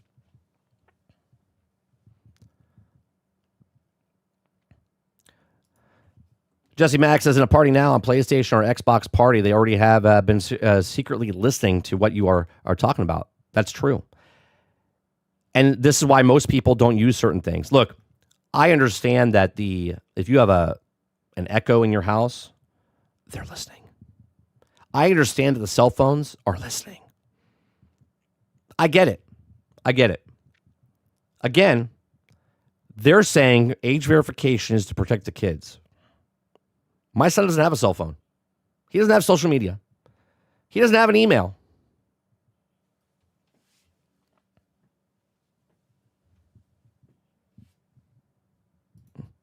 JD Kent says, I love the awkward silence when I tell the clerks I don't have an email. They're like, what do you mean you don't have an email?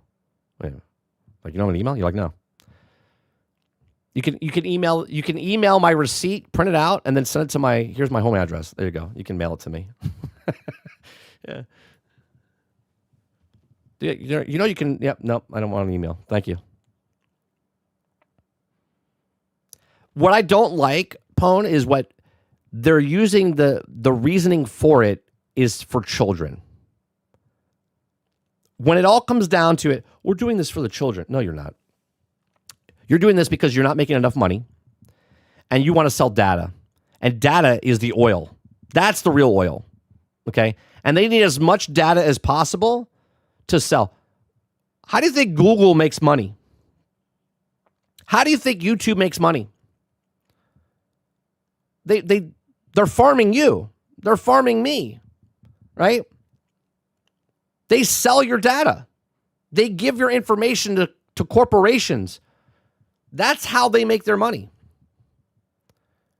They're subsidizing you and me so they can make more money. How do they do that? There's a cap. There's a cap, right? The saturation point is, well, how do we make more money? Well, we need more people to sign up. Right? Well, how do they do that? Well, the children. Let's get them in early. It's to protect the kids. Yeah, well, you're not getting my kid until he's 18, so.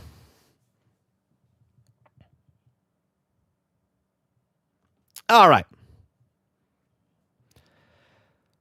If you guys like what I do with this Monday through Thursday from 10 o'clock in the morning until noon Eastern, if you like it, hit that like button, hit that subscribe button. If you'd like to go above and beyond that, become a member as little as $5. So Yoshida says he has removed as PlayStation president because he didn't listen to Jim Ryan. Good old Jim Crying Ryan. You guys remember Jim Ryan? So Yoshida was the heart and soul of Sony's PlayStation division, serving as the head of Sony Worldwide Studios, but he was learned that the industry's icon was removed as PlayStation president for not following the commands of Jim Ryan and his need for Yoshida to do something ridiculous things. Some of PlayStation's biggest exclusives, AA, and indie successes have been overseen by Yoshida. It has also been everywhere in Sony and PlayStation, from wanting Stellar Blade on PlayStation after playing it and leading to PlayStation's indie game development. We've also learned more about Yoshida's role at the company changed drastically. Okay. In the story from This Week in Video Games, we learned that Yoshida was recently speaking as an Australian Games Festival, Alt Games. Yoshida opened up his role as the head of Sony Worldwide Studios, which also you may know as the PlayStation Studios, and how the CEO at the time, Jim Ryan, we weren't seeing eye to eye on things.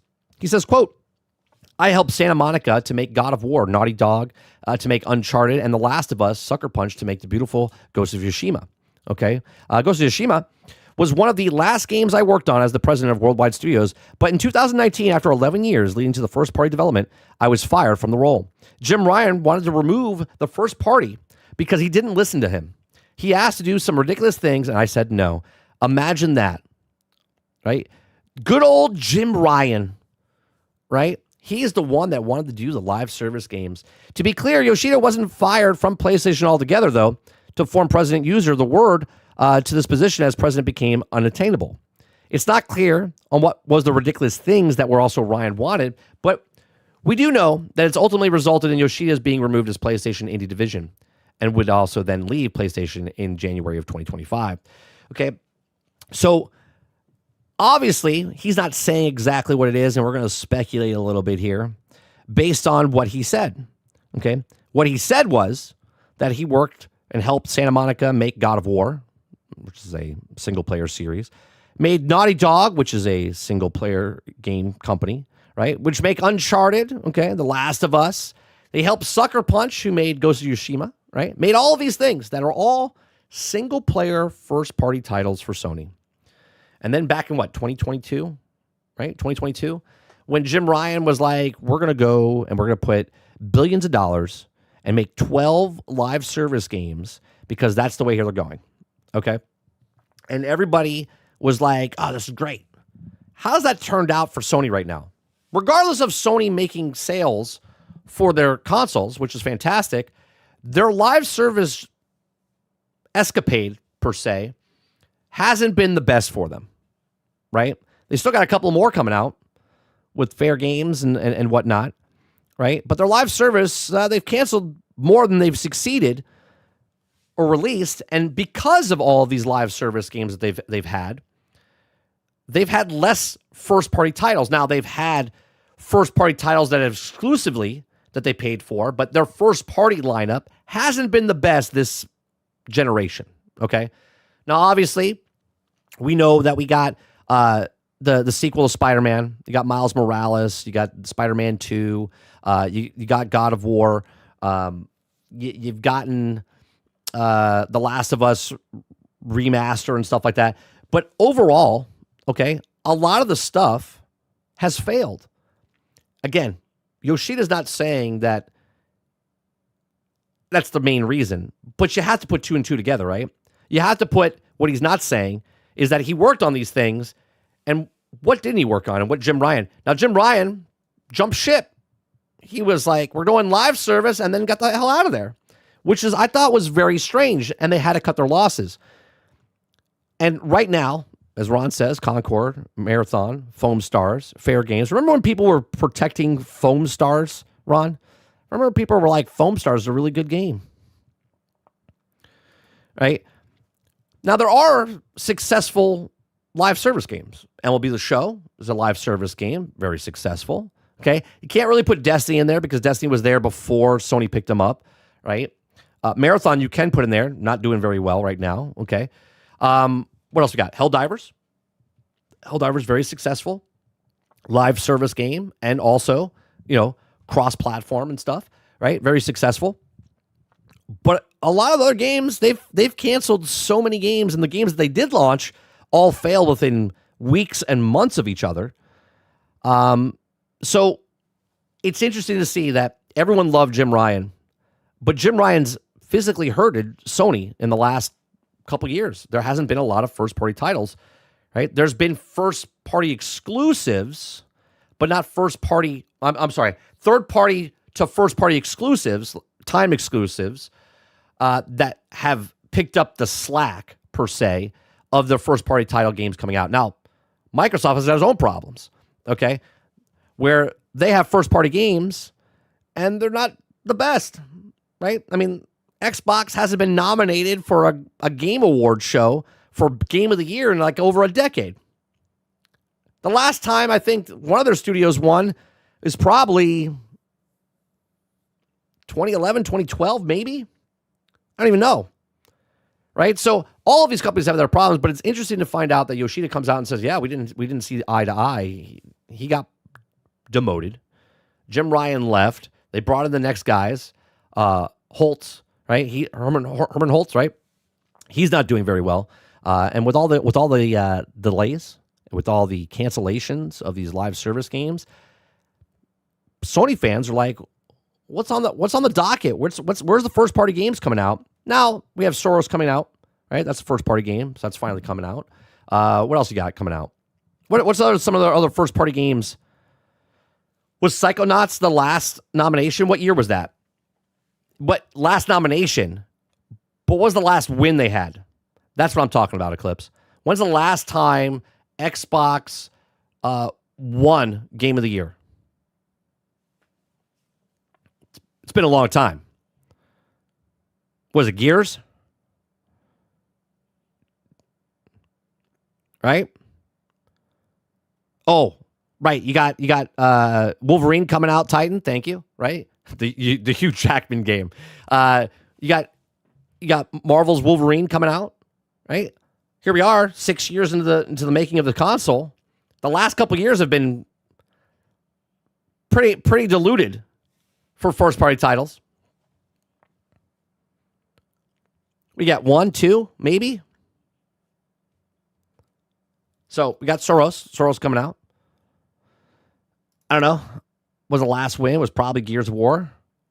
Let's look it up. I think, when's the last time?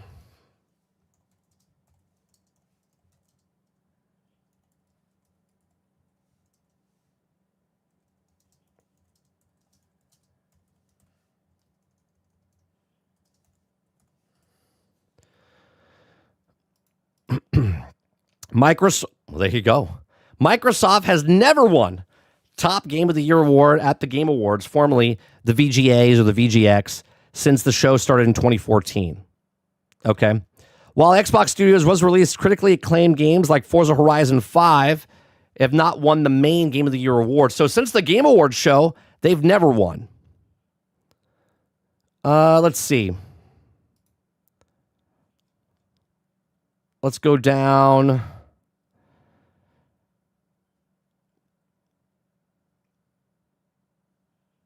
Yeah, they haven't. The last time one of their games won, and they didn't even own them back then, okay, would be Fallout 4, which is a Bethesda game studio, which they didn't own by that, right? So this is obviously, this is the main, look, from 2000, you got Deus Ex, Gran Turismo, Tony Hawk, Max Payne, Halo Combat Evolved in 2022, right? That was Bungie, which was Microsoft, right, at that time. So that's the last time they won Game of the Year. Halo Combat Evolved in 2002. Right?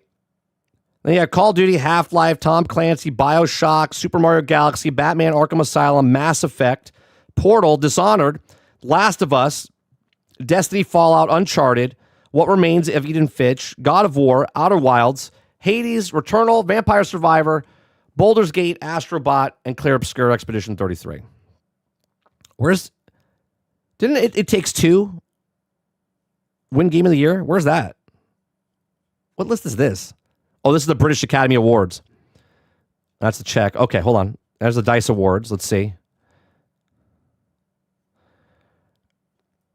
It Takes Two. Okay. DICE Awards, Hazelight, Naughty Dog, Bethesda, Elder Scrolls. Yeah, it's not them, though. God of War. Gears of War. Right? 2006. So that's the last time for the DICE one.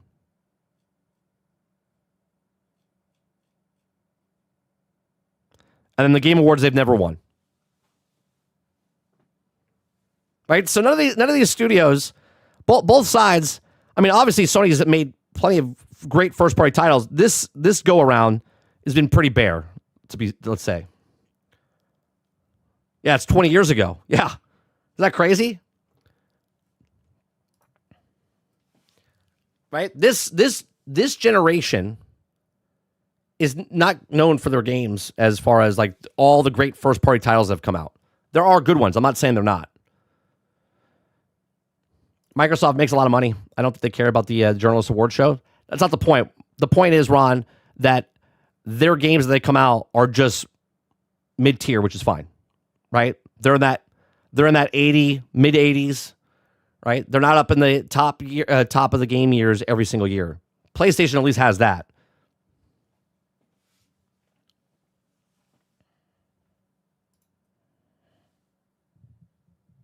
Yeah, 7.5, 8, even 8.5, right? The games that win Game of the Year are like high 80s, low 90s, mid 90s.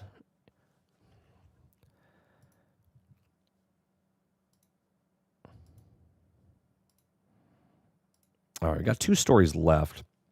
I'm going to take a quick break, fill up my my water, go to the restroom real fast, and then we'll be back for more stories. I'll be right back.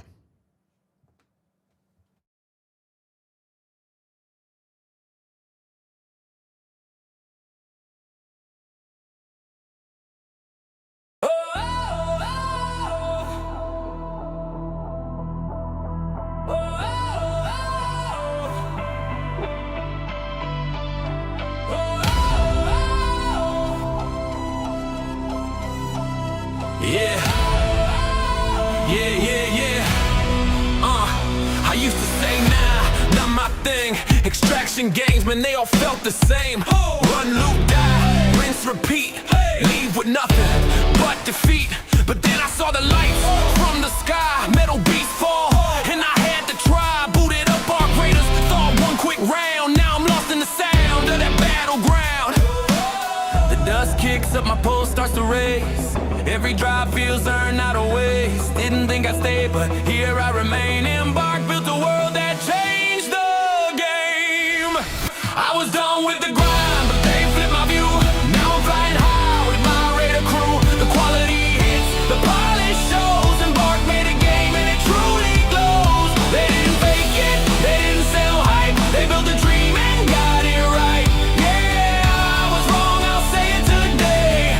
Our creators blew me away. Our creators blew me away. Every raid, a new story to tell. Blast of fire and chaos. Oh well, the skybox, man, it feels alive. Retro future, keeping dreams in drive. Not a cash grab, not a scam in disguise. They respect my time, and that's the prize. No empty promises, no broken core, just pure. All right.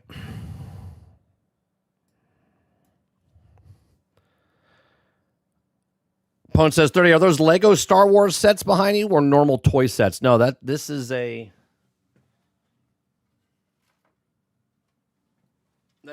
Lego. That's the Millennium Falcon.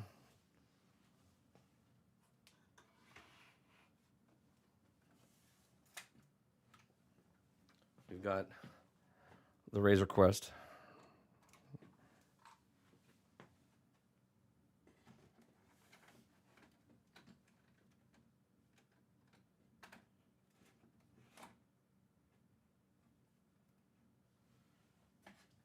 These things are like little, you know. I got Infinity figures behind me. I got a lightsaber. This is a good thing. I actually saw this lightsaber for like $350.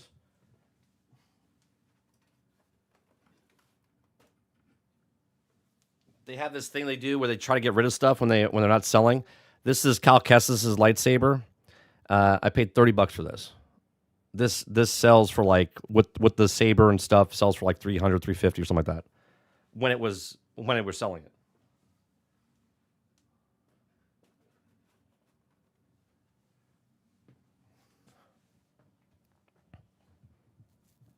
Yeah, my wife got me an AT-AT, but she got me the Christmas one she saw.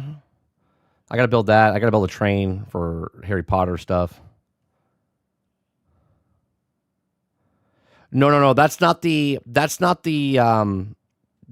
Millennium Falcon you're thinking of, Eclipse. Right? You're thinking of the one that's the giant one, the black box one. No, this is the smaller one. This is the Millennium Falcon from, I want to say, I think it's episode 9. Build your own in Disney World. Last time I was there, it was like $300. Yeah, it's expensive. Yeah, they went to like Wild World of Sports, and they just like there was just pallets and pallets of stuff. I got one, and I got my son.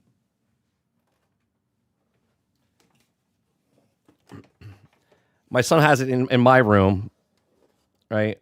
This is I forget whose this is. It says this is Ploncoons,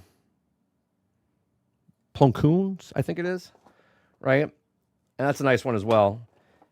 With the case and all, right? $30. So I got 2 of them. Actually, this was cheaper. Mine was $10 more than his because of the size.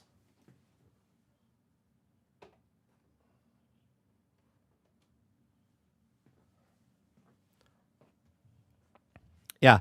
So so what Disney does, they do it like once a year. So all the stuff that's not selling, they have to get rid of, they put in this basketball arena, like multiple arenas at the Wild World of Sports. And they just put it out there. First come, first serve. And the longer it sits there, the cheaper it goes. It's like being in a third world country and getting the Super Bowl shirts of the losers. Do you know what I mean? But by all means, if people want to spend, $300 on a lightsaber, by all means, go ahead. I'll wait. It's not necessary. If it's there, it's cool. If it's not there, no big deal.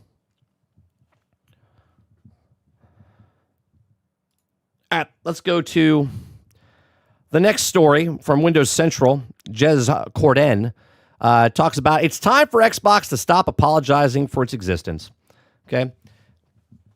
Yeah, $30 is a steal. I thought I was actually stealing it. Yeah. If you guys like what I do, we do this Monday through Thursday from 10 o'clock in the morning till noon Eastern. If you like it, hit that like button, hit that subscribe button. If you'd like to go above and beyond that, become a member as little as $5. We read the stories for the first time, then give you my thoughts and opinions. We get your thoughts and opinions in the live chat as well. All right, so it's time for Xbox to stop apologizing for its existence. Oh, you know what's funny? I'll talk about this for a second. There's people for my uploads that I've been doing with the breakout videos, because of the titles of the thumbnails, people hit the dislike button because the title will say like marathon, in trouble. So like, this guy's talking shit. All I'm doing is reading the story that someone else wrote and then give you my thoughts and opinions on that news story. The fact that you don't like that I'm reading the news story is absolutely mind-boggling. They're like, this guy's completely wrong about reading this news story. Okay. It's time for Xbox to stop apologizing for its existence. If there's one thing I think that Xbox should change under the CEO of Asha Sharma is that it's how Xbox presents itself in the public. Xbox needs to stop hiding. Okay. It says Microsoft's Asha Sharma took over for Phil Spencer a few weeks ago. It's like a month and a half, 2 months now, isn't it? We've already seen a flurry of changes to the Xbox banner, and there's more to come based on what we're hearing. But that's the story for another day. It says in short term, we've seen a flurry of rapid-fired feature updates for Xbox Series X and S after months of virtual radio silence, and then seen Asha Sharma respond to fans' concerns publicly about the lack of Xbox-exclusive games. Yeah, imagine what we just talked about that. As well as the price of Xbox Game Pass Ultimate. Sharma said she wants Xbox to return to its renegade spirit and puts the community at the core of what it does. Okay. It reflects the wider changes of Microsoft as of late. Both Xbox and Windows are enjoying a renewed focus on user feedback, and both have reduced the margin pressure from the top down. This has allowed Windows and Xbox both to invest in the quality, arbitrary and measures lifted. Okay, and heard last year that the Microsoft bean counters were trying to encourage Xbox to seek a 30% profit margin, which is a thoroughly insane idea, unprecedented in gaming platform history. But I have a question. Is the 30% profit, was that a Sarah Bond idea? Was that a Phil Spencer idea? Or are those people still at the company? Do you know what I mean? Like, that idea was like December. And then they fired him in February. And all of a sudden they're like, I don't know what happened. Like, the people that had this idea, which is the unnamed people, this seems like their idea, right? It says, in any case, those times are now over, as evidently it didn't work. Xbox hardware is in free fall decline. Players' growth is stagnated, and revenue growth is down. Okay, thanks to a large part of the underperforming Call of Duty, but also CFO Amy Hood's absurd, right? Amy Hood's still there, isn't she not? Isn't she still at the company? Xbox is facing many issues from various directions, but also if there's one thing I think we should define as Xbox's new era as renegade spirit, it's the new Xbox should stop hiding in the shadows and should certainly stop apologizing for existing. Okay. It says, I was watching a Red Bull Age of Empires event recently, which in a way showcased a big Microsoft success story. Age of Empires is one of Microsoft's lived, most legendary homegrown franchise, sitting up there with the likes of Halo, Flight Simulator, Forza, and even Microsoft Solitaire itself has been a staple for decades. And under Xbox Phil Spencer, the RTS is enjoying a renaissance of biblical proportions. Okay, the Age of Empire Red Bull esports event was a huge success. It had live orchestra, period costume, hundreds of thousands of viewers, and hundreds of attendants. But I couldn't help but notice that Microsoft was basically nowhere to be seen. There was no Xbox branding at the event whatsoever, no presence of mention as far as I could tell, no involvement from Microsoft, which is kind of weird, right? That doesn't make any sense. It was a Red Bull event at the end of the day, sure. Age of Empires continued to run it is large part, down the part of passionate community. But I would argue that it's undeniable success story for Xbox regime under Phil Spencer. Too, and previous studio head, Shannon Lofties, another Microsoft veteran. Microsoft didn't have to receive Age of Empires or resume work on it. patching, balancing, and adding new expansions and content. RTS as a genre is certainly not as hot as an extraction shooter or battle royale, whatever other service games exist, but World's Age Xbox cooked here. Don't they deserve to celebrate the success at all? It says, in a small example in this wider issue that many Xbox community members have identified in recent years, it can be found in things like, this is an Xbox campaign, this is an Xbox downplay, Microsoft own Xbox console hardware, advertise competitor products instead. The Samsung Galaxy Fold phone was described as an Xbox, for example. It was a huge campaign and ad, and I saw the billboards and major train station, and all essentially was why Microsoft paying for advertisement, not only to compete hardware product, but compete in operating systems from Google. The wholesale competitive computing, never understood this. Never understood why they were doing this, but this is what they went. Apparently, Asha Sharma agreed and pretty definitively killed this is an Xbox ad campaign a little while ago. Again, it's the campaign. This is still an Xbox. Your television set is still an Xbox. Your refrigerator and your birth control stick or your pregnancy test stick are still Xboxes, right? Nothing's changed there. They just stopped doing the marketing of it. This trend of advertising competing products continued recently with the latest round of Xbox Showcase events, where Microsoft advertised competing platforms in addition to Xbox. Microsoft paid for and put together a showcase for Metro 2036 recently, and at the end, it was keen to inform viewers that the game is available not only on Xbox Series X and S, but also on PlayStation 5, Steam, Epic Games, and also Samsung smart fridges probably. See? The joke is there. The joke is there. You just make the joke, right? Metro 2036 trailer and PlayStation YouTube trailer makes no mention whatsoever of Xbox, as you might expect. And who is in their right mind would blame them? They're literally in competition. Xbox's behavior here is certainly nice and would be a perfect world and a great inform the viewer where they can also access the content. But it's also not really a nice world we live in. Xbox operates in a competitive world where competing platforms actively want to kill Xbox and leave its customers with decades of op-ed content locked to a dead store. Microsoft has been keen to impress the challenges in facing game various interviews, whether it's blaming the unprecedented generational shift away from traditional gaming, experiences towards memorable content on platforms like Roadblocks, addictive infinitive scrolling platform like TikTok, or other macroeconomic challenges. Microsoft should perhaps first look inward and how it's showing up in an incredibly competitive landscape before placing the blame. Yeah, they're bitches, right? It's exactly what they are. They're betas. Xbox is like, our games are also on the other platforms. Like, be a man. Stand up and say, no, it might be everywhere, but we're only showing it's on the Xbox Series S and X. Like, get some balls, would you? Like, stop being this, like, pass-aggressive, oh, no, you can also get it on PlayStation. You can also, like, what are we doing? Man up, Microsoft. Xbox has also been behaving like a company that's on the outs. It has behaved like a company that isn't interested in competition. Instead of accepting blame for downward trends in the business, it shrugs them off as if it is what it is and declined the fight. If you won't fight for your consumers, why should customers invest in your product? Exactly. You know what I mean? It's like, what are we doing? Right? Microsoft Green is beta Hulk. They are. Right? They're beta Hulks. The problem facing Xbox is numerous and complex, but also no means exclusive to it. Roblox, TikTok, etc. have stagnated players across all platforms to some degree. But instead of giving it up, they play should also be figured out what makes them experience preferable and other offers something better. It says, quote, this is an Xbox really underpinned the visible let's give up mentality to me. It didn't advertise any product or service from what I could tell. It didn't explain why your Samsung smart toaster is an Xbox. That marketing spent could have gone into advertising Xbox features and actually good, like an Xbox Play Anywhere and the Xbox Cloud Gaming. Quick resume. Man, he says, hell, a campaign around the fact that Xbox Series S will be the most affordable way to play Grand Theft Auto 6 this year would have seen a better spend for whatever that was. I agree with that, right? I agree with that. Microsoft's like, you want the cheapest way to get into a gaming console? Here's the Xbox Series S. Make them compete, right? We all know it's the lowest common denominator. Why not try to sell it? This goes back to my thing of, I thought they were going to, and I still think they're going to do it, right? Little thumbstick, like the Fire Stick, right? Little thing. We know it exists. They just never announced it. Okay? Make the cheapest console possible to get it out there to millions. Instead, they put it into television sets. They put it on your cell phones. They put it in the cloud, right?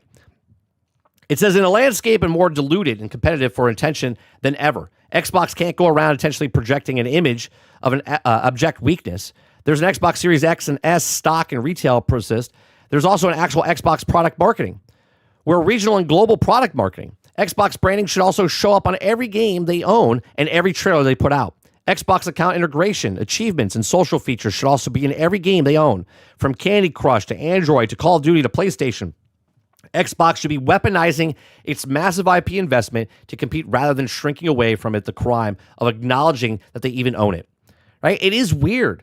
It's like, we're a gaming company too, but we're there, we're on your platform, but they don't say it. They're giving credit to everywhere else. They're being too nice. You know what they are? They are beta hulks, but they're the person that when you open the door for your family, right, and your family walks in, and then you kind of walk in after and then hold the door for the next person to hold the door. No, that's not what's happening here. Xbox is holding the door. They open the door. Their family went in, and then the next family went in, and then the next family went in, and now you're just the fucking door guy. You're the door guy. You're a bitch that's just sitting there. You don't know how to get back in the thing. You're like, I don't want to let go. You're just letting everyone in. You're really polite. But now your family's waiting for you on the inside, and you're just hitting over. I'll be right there. Hold on a second. You're just holding the door. Hold the door. You're letting everyone else go in, and then you come in, and there's nowhere for you to sit because you held the door open for everybody else, and everyone's just like, oh, thanks, right? Walking by, and they just didn't give a shit. Instead of going, no, here you go. Thank you. You're welcome. Right? And you walk in. Right? Like I said, Microsoft's a bunch of bitches right now. Right? They're the hold the door guy, the new level of beta. That's exactly right, Altern. Right? So it says, you bought all the stuff. Use it. The early days, of course, they had maybe none of this is enough of the bleed off the roadblocks, the Steam, or other greener pastures. It says, I've simplified a lot of issues here. But Xbox has an OG greener pastures for a long time. It's high time to fight downward trends instead of simply lying down and accepting them. Yeah, they are. They're just accepting it. Like, I don't know. You know what? It goes back to Phil Spencer saying, well, it doesn't matter if you make a game because they're not going to switch games to come to your platform. Very true. But then when you made it and you put it on PC and Xbox, they didn't have to buy your system, but they could get into your service. But then you went into PlayStation as well, and you put it everywhere. Right? You lost the identity of what you were, and then you just became a little bitch. Where you still could promote, like he said, like Jez said, like advertise. Like, why is it when you look up, right? You look up a thing online, you see PlayStation Channel have a thing, and you think to yourself, that is a PlayStation game. Look up Pragmatica right now. Right? Here, we'll do it, right? Go to YouTube. Was it Pragmatica, right? Let's go with the trailer. Right? Look at the first one that pops up. First one that pops up, PlayStation. Then Capcom, then Capcom, then Capcom, then PlayStation, then PlayStation, then Nintendo. Where? There, Xbox down here. Now look at the difference. 555,000 views for Pragmatic. Xbox, 24,000. Right? Imagine that. Right? Now, what does that tell the customer? If a customer saw that, they didn't own a system. They don't own a system. They're like, I want Pragmatic. Right? So now they get the game. They're like, where is it? PlayStation. They would think that it's only a PlayStation game because that's the way they did it. And when you go to a PlayStation trailer, they don't have anything on there that says anything otherwise. Okay?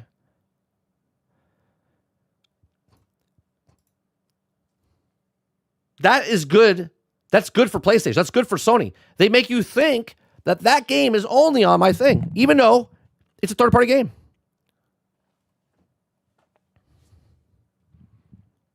Right? It's just weird, man. It's weird that Xbox, and he is correct in the article, right? They're like apologizing for existing. Instead of competing, they're just that guy holding the door. They can't get in. They're just like, right? Like, stop it. Stop being Mark Ruffalo, okay? And start being the actual Hulk. Not Beta Hulk. Like, get in there. Make some noise. Start competing again. If you don't care, you're just like, oh, we just do this. Yeah, that's cool. Right? Doesn't matter to me. Right? But for a company, and all of a sudden they wake up and they're like, oh, Asha Sharma is such a, right? Like, just don't be a bitch. Get in there. Tell people where your games are. Yeah. You want to play this game? Xbox. Yeah, it's also on PlayStation, but just don't say that. Just say it's Xbox. Right? Get that trailer out in front of people. Oh, that's cool. I didn't know it was on Xbox.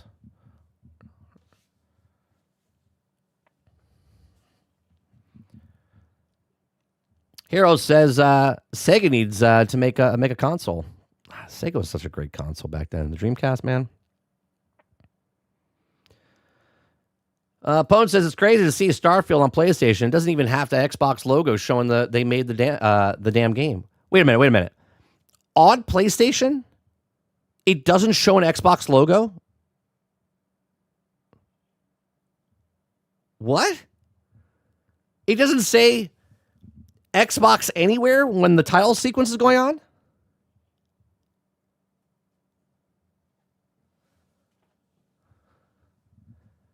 No Xbox logo. Isn't that fucking weird? It says Bethesda Studios. Okay. It doesn't say Microsoft. It doesn't say Xbox. It doesn't say anything like that. Are they retarded? Are they retarded? They're retarded. How do you not put your, like, what are we talking about? When I go to MLB The Show, it shows the studio, it shows PlayStation. Like, what are we talking about?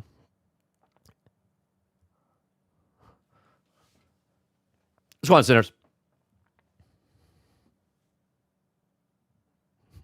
Hero says there's a reason why they're soft in Micro. It's good, Hero. Microsoft, yeah, they're fucking soft. Pone says I didn't even know the game was on Xbox. There you go. But that is good on PlayStation. It's good on PlayStation to not show that it makes it look like they have the exclusive.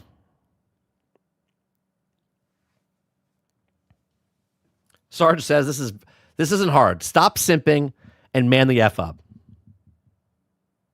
Tarn says it tells the casual customer that it's only on the PlayStation.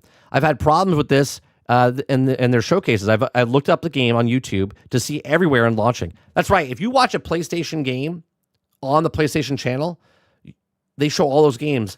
And then at the end, you'll have to read an article on the third-party site. It's almost like going to the Grimoire cards back in Destiny. Okay, you're like, what does this do? And you have to go third-party site. You'll watch a PlayStation show. They'll show 20 games. 19 of the 20 games are coming to Xbox, but you wouldn't know that watching a PlayStation show. I don't blame them, right? That's genius to do that. Jesse Mack says, one family is nice, but also the other family is not. So nice, which is one I think is Microsoft. What the nicer family than the other. Just Bethesda Studio, that's crazy. Hell, no only PlayStation logo on the PlayStation, baby. Xbox is just a bunch of cocks, while PlayStation is the bull. Yeah, it's crazy to me that you wouldn't put your. I understand Xbox didn't make Starfield, but you paid $7 billion. You better put the Microsoft logo or Xbox logo somewhere in that title screen. What are we talking about?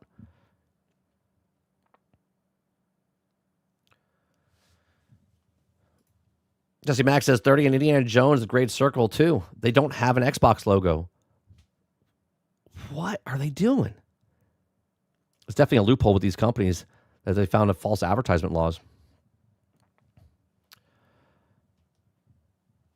Xbox needs to go back and being aggressive in 2000, emo kid. Yeah. Yeah.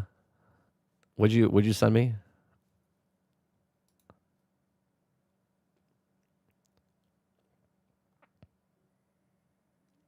Well, I'm looking it up.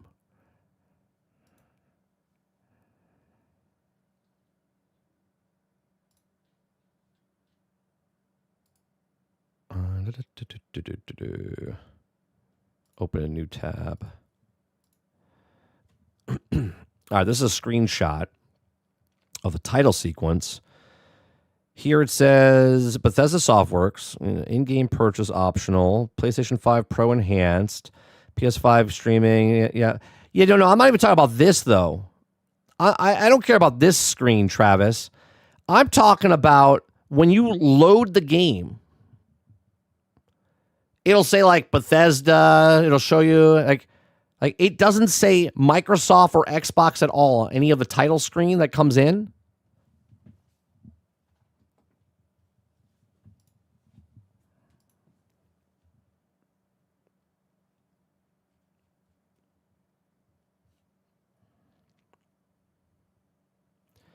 Oculus says, but isn't that false advertising through omission? It's not false advertising because you're advertising it for your system. You don't have to. There's no rule that says you have to advertise for your competitor on your platform. They didn't make the game, right? So when they show third-party games on their PlayStation channel for their broadcast, they don't have to show Xbox. They're not lying. They're telling you that it's on PlayStation.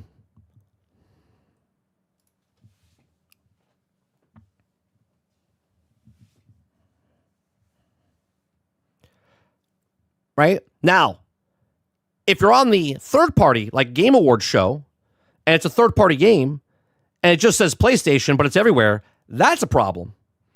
Right? Because that means they paid to just show it on the third party thing to say it's just on their platform, even though it's everywhere. Hence why at the end of the show, at the Game Awards or the Summer Game Fest, you look and go, oh, it's on all platforms. Cool. Right? If it was a third party form like that, and it says Xbox only, but then it's also on PlayStation and stuff, that's a problem because that's a third-party game advertising that it's only on for one of the consoles during a major event. But if it's on a PlayStation network, the state of play, or the Xbox ID or whatever it is, it can just show the Xbox. It's just showing you it's an Xbox thing. These are games that are coming on Xbox. That's not false advertisement. They're just telling you exactly what it is. Like literally on the store page doesn't even mention it. That's weird, man. It's a picture of how it reads on my storefront.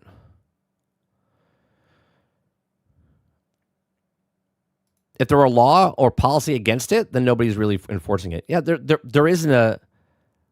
You're not false advertising if, again, if it's a first-party title... and it doesn't say it's on all platforms. It's a completely different thing if it's on a third-party site.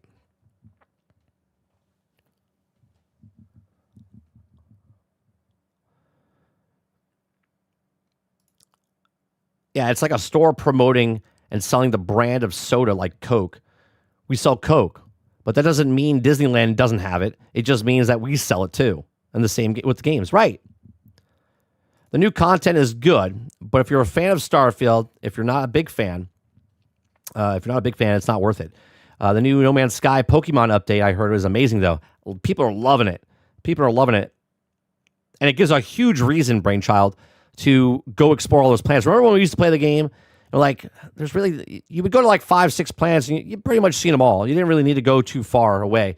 Besides, if you're going to the center of the universe to try to beat the game. But when you play the game, you stick around that same place. Now you have a reason to go. You know what I mean?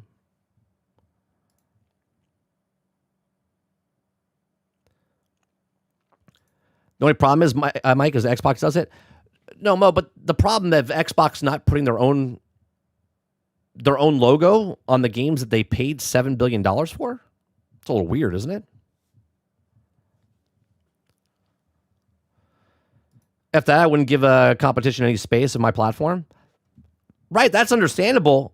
But if it's a game that they've created and it's on your platform, you would think they would put a Microsoft logo or an Xbox on the something there, right? Xbox, not so much. It would be more of Microsoft. You would think they would put a title card in there. But then it can't be like, well, no, you didn't do it. No, that's a game that we published. We're putting that on there. We paid for it. Put your logo on there.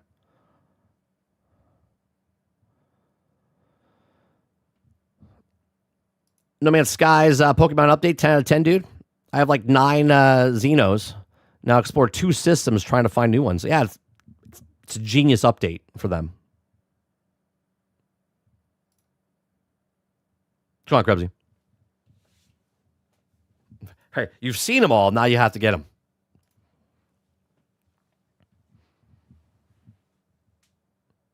Purple systems have the best chance for S-rank creatures.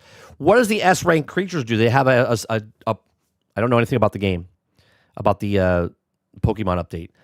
If it's an S-tier creature, do they have a baked-in perk or something that they automatically do? Can you upgrade your beings? Can you evolve them? Like in Pokemon?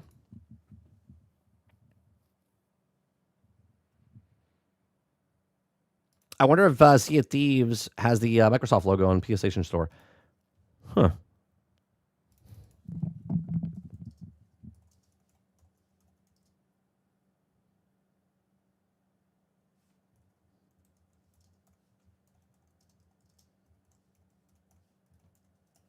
Let me see.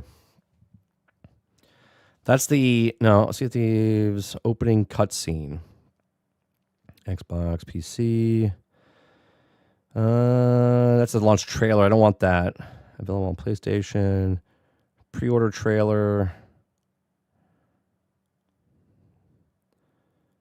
No, I want the opening title. That's 2 years ago. No, that's not going to work. 8 years ago, 4 years ago.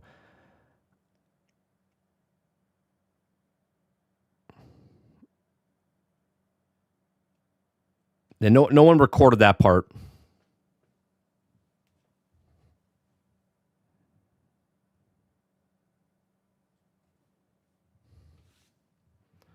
As long as it shows the name of them when you've launched the game, that's all that matters. But that's all I'm saying. If they just launched it with the name on there, fine. Higher potential. Higher potential for what? I found a lot of S ranks in the green ones as well. I'm not playing Pokemon Starfield, F that. S ranks have better stats like health and combat from the start. You use them to fight and to level them up. You also can give them the point to put in combat, health, agility, and also cycle begins. Gotcha.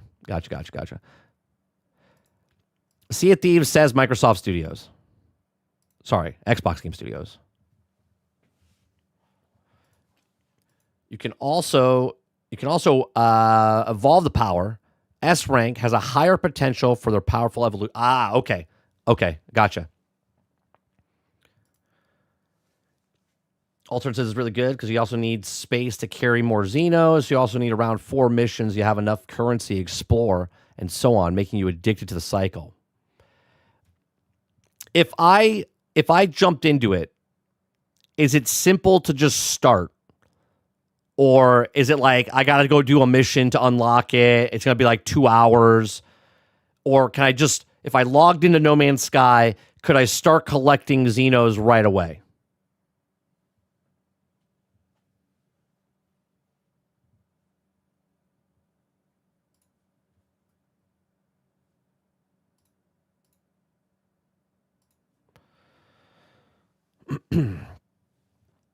Mo says COD's no longer in Game Pass. Did they change that, Mo? Like, are you officially saying it got removed?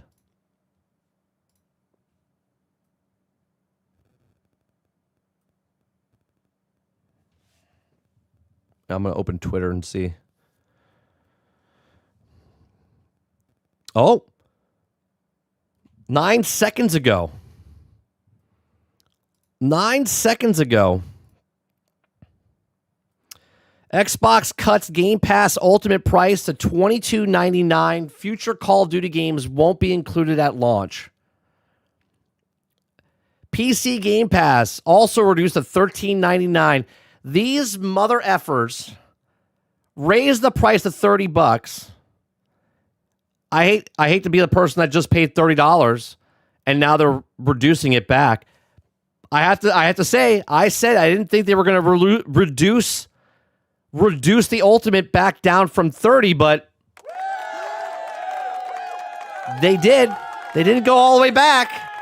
They raised it $2, but I didn't think they were going to do it. I said there's no way they're going to take the Ultimate. They would just add another tier. They did it. Right, Krebsy? I said the other day, I was like, you're telling me 400 titles were on there, and they're like, it's $20. They added Call of Duty, which is the 401 game, and they're like, we need to up it $10.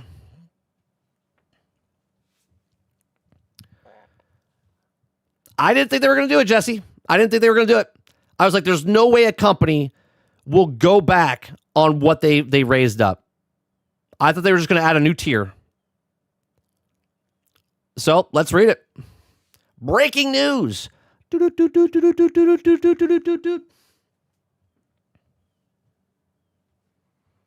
the reason they raised it was because of cloud.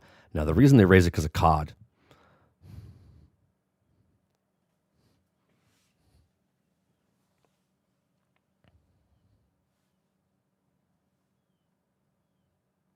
So you're telling me this. All right, let's go with Mo's saying. No, the reason they raised it is because of cloud. Okay. So cloud was $2. COD was the other $8. Is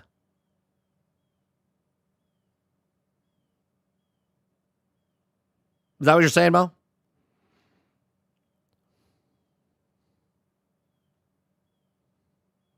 that what you're saying? Because they lowered it $8. If it was for cloud, then it would still be $30.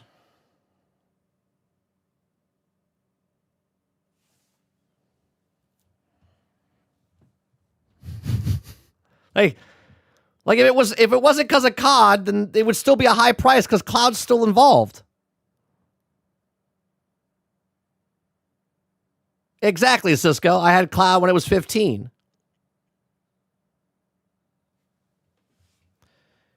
It's using an excuse to get caught out. Stop it. COD was the $10. And if you don't want to admit it was the $10, great. It was $8.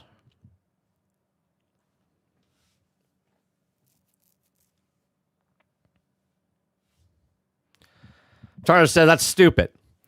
COD is a money milker. You put it on a Game Pass, and you're going to lose a lot of money. Either take it off of Game Pass or put the price of the brick.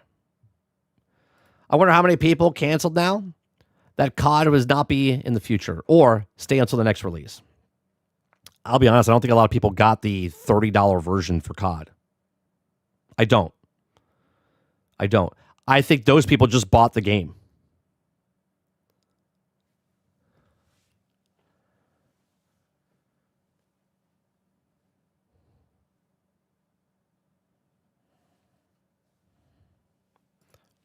Altered says COD alone was $8, not Avowed or Outer Worlds, just COD. Yeah, it's a big W, Kylo.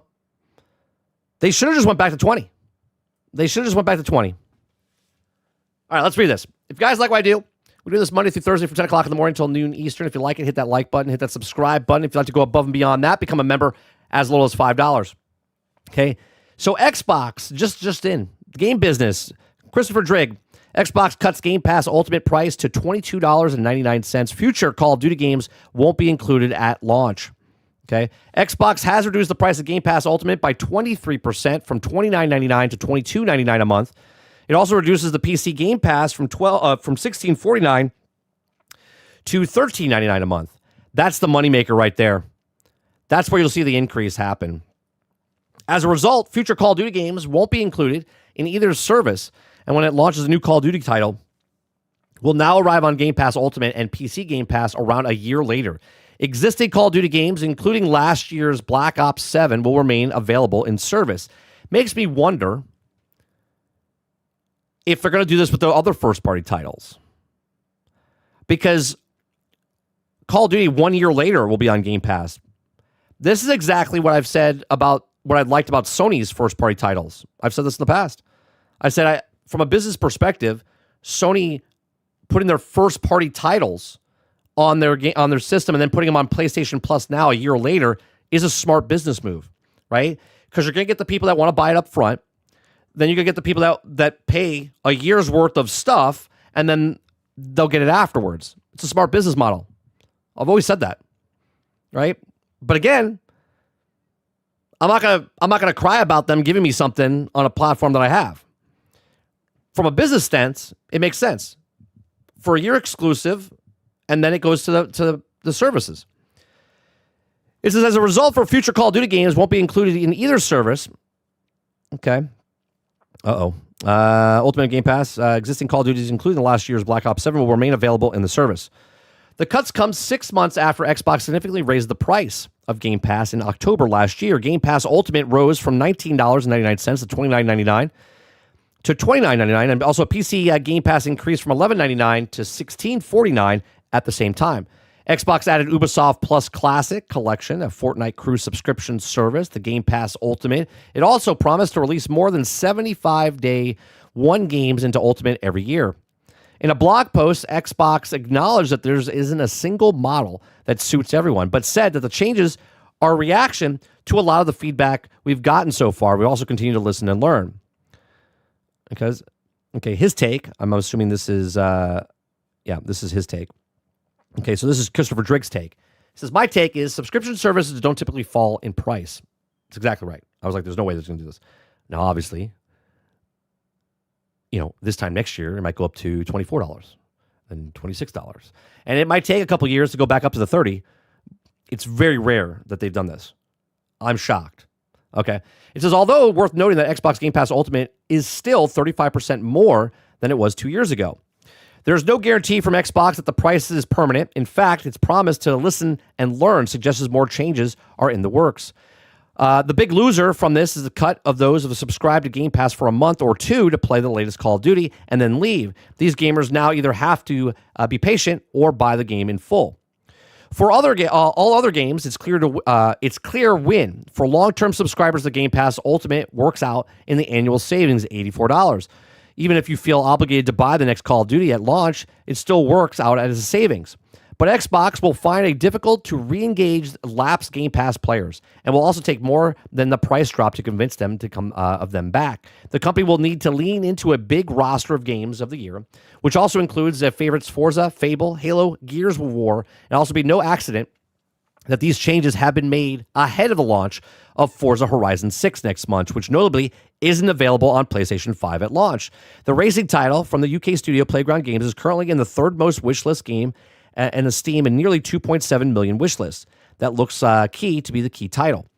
Okay, so I think, same thing I just said for Sony, first-party titles for Xbox, if they want to put them day and date on Xbox, that's fine, okay? But it should not go to PlayStation for at least a year or two, okay? Just the same way as PlayStation did for importing their stuff over on PC, because it just makes smarter business sense. Because if you're a person that can't wait, you're burning a hole in your money, in your pocket, you're going to go buy that PlayStation, you're going to go buy that Xbox, you're going to go buy a PC to play the things that you want to play, okay? So the first-party title is not going to the PlayStation day and date. I think they should change that.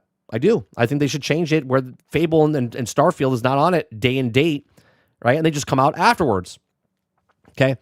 The racing title from the UK Studio Playground is a 2.7 million wish list. That also looks like it could be a key title. But as I said last week, Xbox Game Pass is struggling to growth.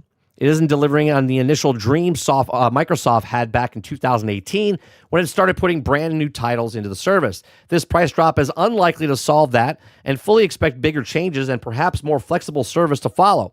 As Microsoft rightly observes, its audience comes from different backgrounds with different tastes, and this isn't a single model. It's the best everyone. That is a challenge. It still needs to be solved.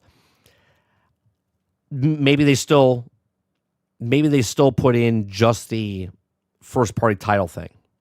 You pay just a certain amount of money for the first-party title. Maybe it's a trial thing as well. Maybe, hey, you want to try like a little sampling of Game Pass? Maybe that's the ad type of thing. Maybe you can play a game for a couple hours for free. And then if you want to play more, then you would have to invest into the Game Pass model. So maybe the free tier, if they do something down the line, perhaps. I don't know. I'm just coming up with stuff, right? Again, I give props when props is due. I didn't think they were going to lower that price. I said, never going to happen. See, this is why we don't speak in full, never going to. Okay? Maybe I didn't say never, but I was like, it's highly unlikely that they lower the $30 tier. I'll have to go back to the GXG and listen to what I said. But I'm pretty sure I said it's highly unlikely they would go below 30 again. I said they would just add a tier or two. But here they are. They did it. They lowered it $8 from $30 to $22. When does that take an effect? Does that take effect like ASAP?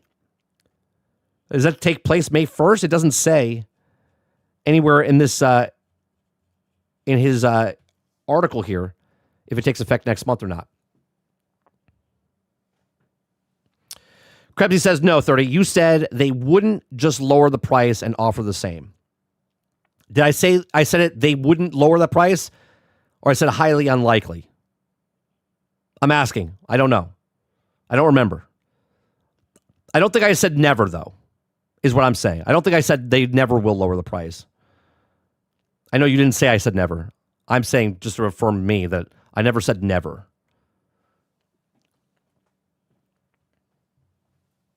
All right, let me see what you guys said starting today on Microsoft's post. Well, now I have a question. I wonder if the people that paid $30 yesterday, do they get a refund? Or in the last week, do they get a refund because they paid $30? I'm paid up until August.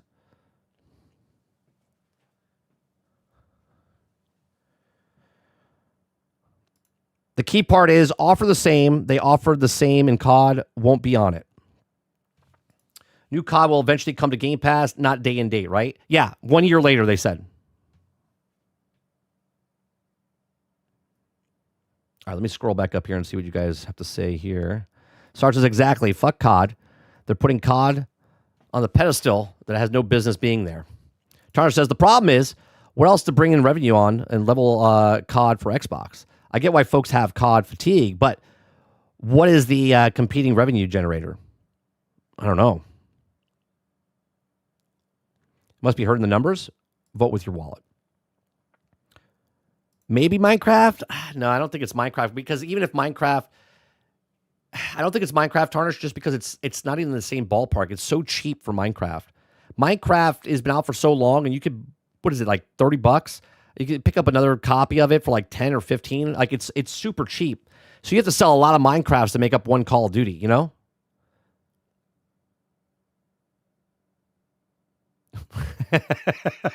Altern says, Altern, right now is the best time to buy Game Pass before they lower the price. That's right. You got to get in now.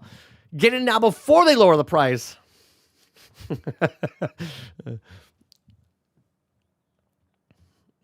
Yeah, that's right. Buy high, sell low. I remember 2023, someone said Microsoft originally insisted that adding Call of Duty to Game Pass would not trigger price increase. Sarge says $400 million a month for doing nothing and think COD isn't getting a fair slice from Game Pass revenue. Stop the cap. Tarner said nobody said COD wasn't generating revenue for Game Pass, but it will generate a hell of a lot of more money at full price on launch. If they make a good Call of Duty, the Call of Duty sucked, to be honest with you. Kyle says, just give me the first-party titles on online access, and I'm good. Last third-party game I played on Game Pass was Expedition 33. I still think they add another tier for just first-party. It was rumored. I think that rumor is going to be true.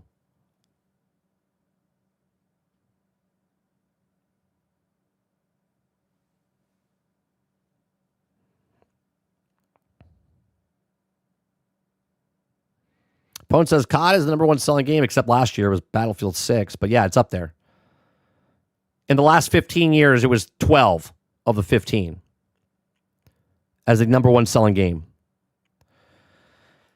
Kyle says they should have never added COD to begin with in the Game Pass. Guess they live and learn. Doesn't help. It doesn't help that COD's been shit either. Right. It's still a shit game. regardless if it's on Game Pass or not. It's a shit game.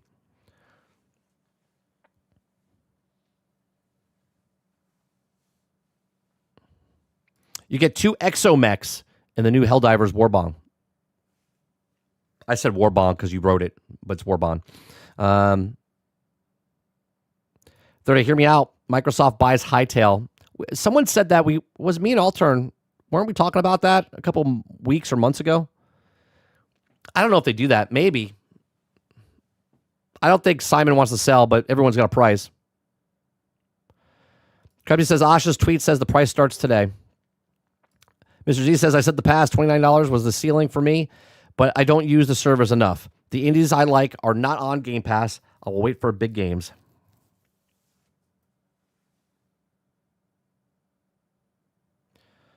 COD is no longer in Game Pass. Oh, well. Time to go back to the COD-killing Battlefield 6. That's right.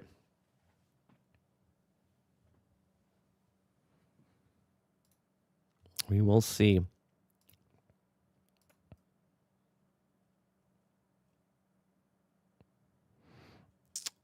Krebsy, I'm assuming you added that story to the news story, right? I don't need to add it.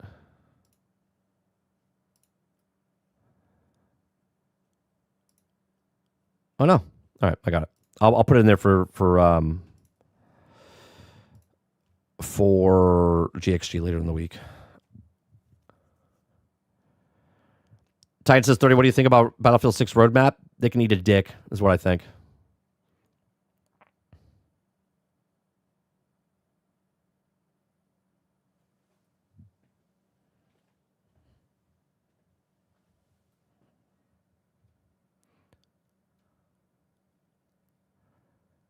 That's correct, Sarge. If you have the gift cards that still say $20, and guys, if you don't know this, if you go to Lowe's or Home Depot, the gift card wall, they still have the $20 3 months, $20, or it's $60, but $20 a month. It's $60 card, Game Pass Ultimate cards. So if you go to Lowe's or Home Depot, pick them up, because obviously you're getting 1 month free basically, because you're paying $60 when it was $30 a piece. Now it's $22. So now you're getting $6 left over. So if you buy enough, you'll get an extra month after buying so many. You know what I mean?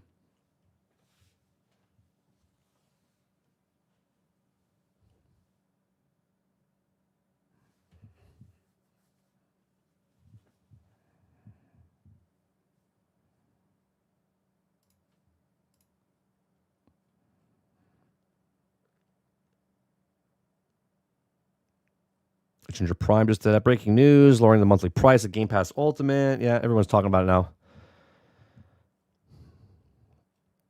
So now I'm sure you'll hear people bitch. I'm sure you'll hear people bitch because they took Call of Duty off.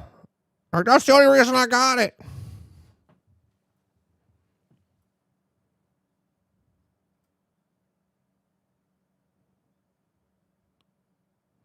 Pone says Costco also has the 4 cards for $10 off. They aren't scrapping Game Pass anytime soon, which wouldn't make sense in the first place. Oh, no. Game Pass is the future. That is their business model. Altern says, don't tell me how to save money up, to save up money. I'm not a brokey. I want to pay full price $30 for Game Pass.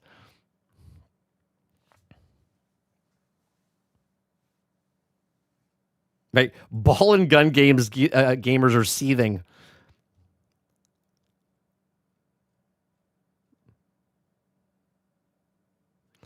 Okay, Asha says Game Pass Ultimate has become too expensive for too many players. Starting today, we're dropping the price from $29.99 to $22.99 a month. Future Call of Duty titles will no longer join Game Pass Ultimate on day one, and they will join this tier the following holiday after launch, about a year later. Current Call of Duty titles will remain available on Ultimate subscribers. We'll keep learning and evolving Game Pass to better match what matters. Let me see what these people are saying. This is a new leader. Can't stop giving W changes. Now, Asha, let's remove paid online multiplayer. I mean, technically, they've already done that, because if you have Game Pass, which basically you have to have Game Pass, they're not charging you for the online, but it's baked into that. I didn't mind paying $30 a month for Ultimate Game Pass. People here are just big crybabies, and you just lost me as an Xbox player because I'm canceling my Ultimate Game Pass because I won't be able to play day one Call of Duty games anymore. Crap that. Do you see what I'm saying? Do you see what I'm saying? I don't understand these people. I don't understand. So, okay, you're not paying $30 a month to play Call of Duty. If you're just going to play Call of Duty, then go buy Call of Duty. Why would you pay a monthly fee to just play Call of Duty when you're going to play it for 4 or 5 months? You're paying double, triple the price. His name checks out. Yeah. It says, what about if we already paid subscription in advance, like mine, doesn't expire till October? Will that now go for longer? That's a good question. Let's see, does he get a response? It sucks to be you. Not really, because I also stocked up a price increase, of course, and also the $20 voucher. Yeah, I want to know what he gets back at, because I know that's a big thing, because people do pay up ahead, and now they're just, shit out of luck.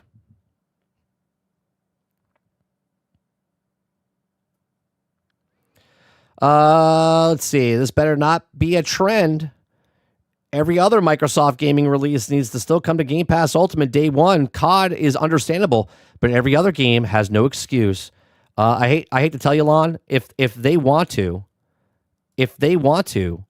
they can do that with all the other first party title games as well. I don't think they will. Right? I think it's like I said in the very beginning, if they decide to want to be exclusive or if they want to put it on Game Pass, that's up to them. Price decrease is a giant W. This was desperately needed. Game Pass is actually a decent value again. Thank God COD was never worth having on Game Pass anyways. Without exclusives, none of this matters. Nobody's going to want to buy the Helix.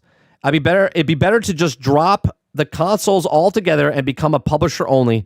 That way it's better for Microsoft and better gamers worldwide. What are we talking about? These takes are wild.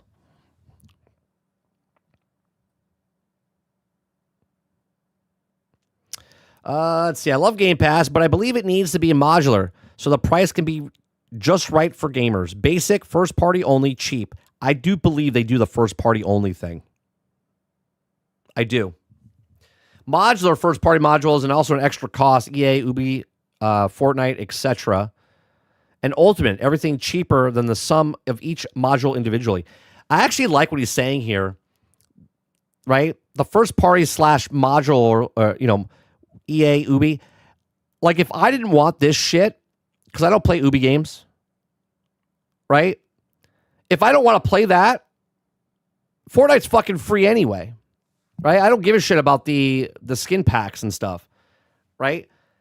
If I don't want to pay that and I just want to do first party and whatever, then that's what I should pay.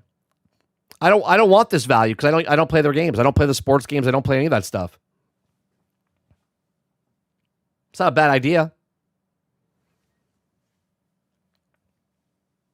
Also, it says news tomorrow. Forza 6 not coming to Game Pass Ultimate, but the new tier called Game Pass Pro Ultimate Max for $32 a month, and it includes COD. Oh, that'd be fucking hilarious, wouldn't it? Tarn says, yeah, bro, let's lose billions on the hardware front and just make games going forward. Krebsy says, all I know is they say publicly Game Pass prices was too high. Profitability wasn't doing well. What about a little discount for buying new COD if you have Game Pass? You automatically get that, Titan. If you're a Game Pass, if you have Game Pass subscription, you automatically get like a 20% discount on games.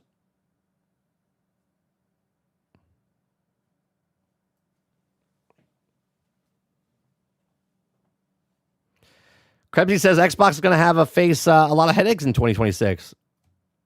Is there any difference than 2025, 2024, 2023, 2022, 2021, 2020? What are we talking about, Krebsy?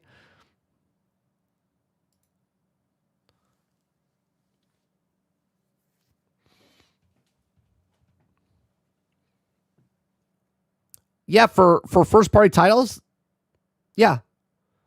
Like if you want to buy, if like Forza Horizon comes out, it's like 6 is on Game Pass. But if I want to buy Forza Horizon 6, they give you a discount. It's like 20% because you're a Game Pass guy.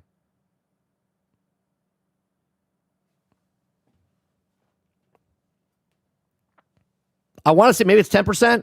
I know there's a discount. There's a discount because you're automatically on Game Pass. It's baked in.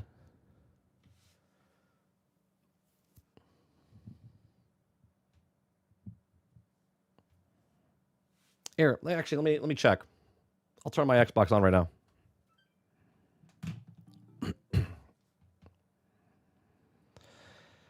Okay. Brandon Myers here says, I don't mean to be negative, Nancy, but this still seems super expensive. I was paying $14.99, so it still had a 45% increase, which is better than a 100% increase, but still up there.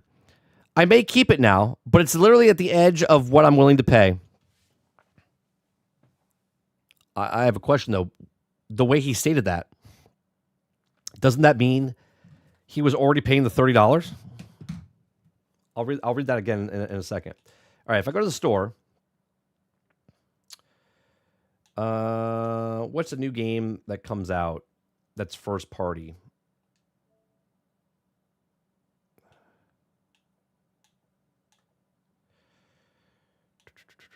Pragmatica is not a first party game.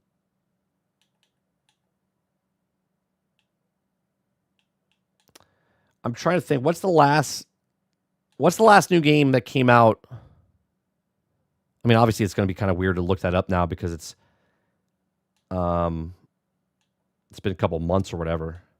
What's the last first party game that comes out from Xbox? Was it Avowed?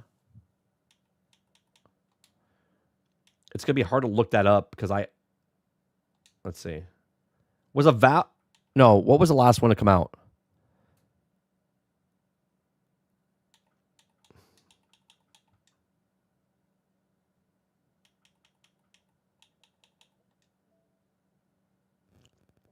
Yeah.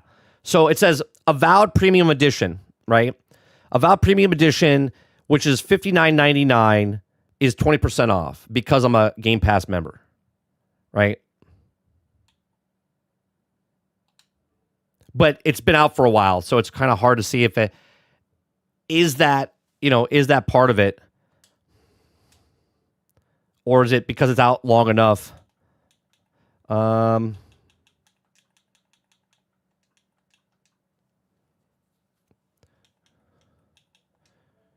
Yeah, Elder Scrolls the same thing. $59.99 for Oblivion Remastered Deluxe Edition, but I get 20% off.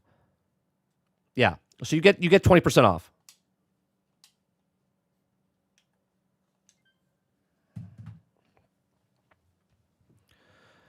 Let's see. You fired Sarah and Phil, but you go back on what you just forced them to do.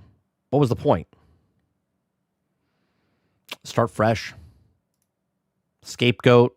Different change. Different persona. Right?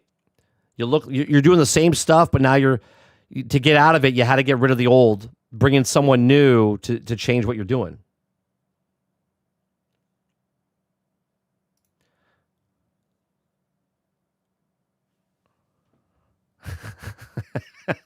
Alternate says, let's turn on the Xbox to see. Why did Crimson Desert start by itself? Oh, well, time to put another 5 hours in today. Yeah, it's 12:30. I could stop and play. I'll expand. In 2026, they needed to sell Asha to people, sell Game Pass, sell Helix, seek Satya, 30% margin. No, I get what you're saying, Krebsy. I'm just saying that you're saying they have a headache in 2026. I mean, they've had a headache every fucking year. It's just the headache just changes of actually what it is. I know what you're saying. Sometimes there isn't a point. You make bad decisions and you have to try to damage control. Oh, 100%. The way I look at it, right? The way I look at it as they made the choices, right? And they're like, well, how do we fix this? Well, sometimes you got to cut your losses, right? Phil's like, you're going to retire anyway, right? So why don't we fire you, bring her in? Sorry, Sarah, fuck you. We're going to use you as a scapegoat, and then we're going to change stuff. right? This is what you need. Like, you look at a lot of people on the line, they're like, yeah, this is really good. Let me go back to this guy's, what he just said, because I'm going to bring it up. Let's make this a little bit bigger so we can all read it. Right? I don't mean to be negative, Nancy, but this still seems super expensive. I mean, it was $14.99, so it still had a what? Like 45% increase and better 100% increase, but it's still up there. So he's on PC, right? Which was okay. He was paying that, right? And now he says, I may keep it now, but you already kept it. Am I wrong? The way he says it? He says, I may keep it now. Were you going to get rid of it recently, but you've been paying the higher price anyway? I'm a little confused. You were paying $14.99. Now you're paying $13.99. I'm a little confused by that.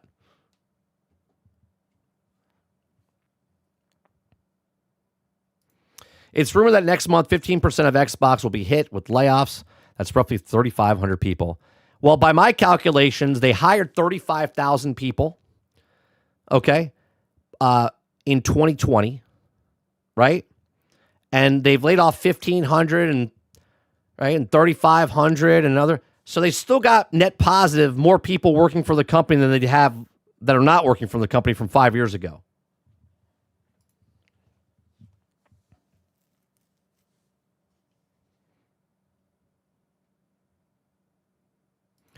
Real insane. Gamers stacked years of it already. Yeah. Yeah. You can only go up to like 3 years, like in the actual 2 years, I think, inside the thing. You can have the cards, but you can only keep up to, I think, 24 months ahead.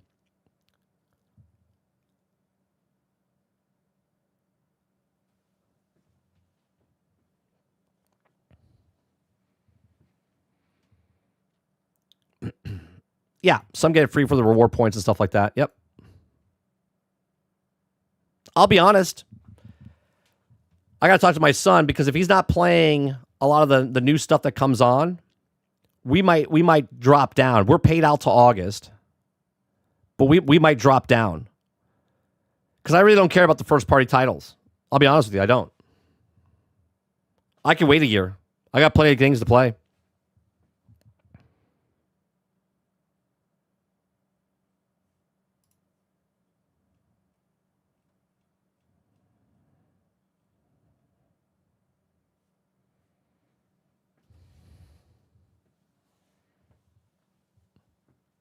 Let's see. Xbox Game Pass. You got that. Vampire Crawlers shuffles its way onto PlayStation 5 today. Yep. Here's the perfect thing, right? We were talking about this earlier, right? Vampire Crawlers shuffles its way onto PlayStation 5 today. This is from PlayStation. Now, if you're scrolling through, you think that Vampire Crawlers is only on PlayStation right now, right? Obviously, it's everywhere, right? It's on Xbox. It's on PlayStation. I think it's part of Game Pass, right? Here, I think you have to pay for it, right? If you go to PlayStation Store, or is it on PlayStation Now? I'm not sure, right? If it's on the PlayStation Store, but the way they do it, it makes it look like it's only on PlayStation.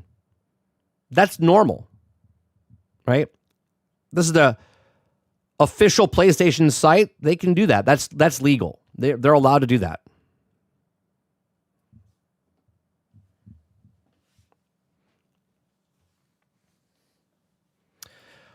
Why Xbox can't do a 1 year payment situation, I always wondered that. The reason they do that is that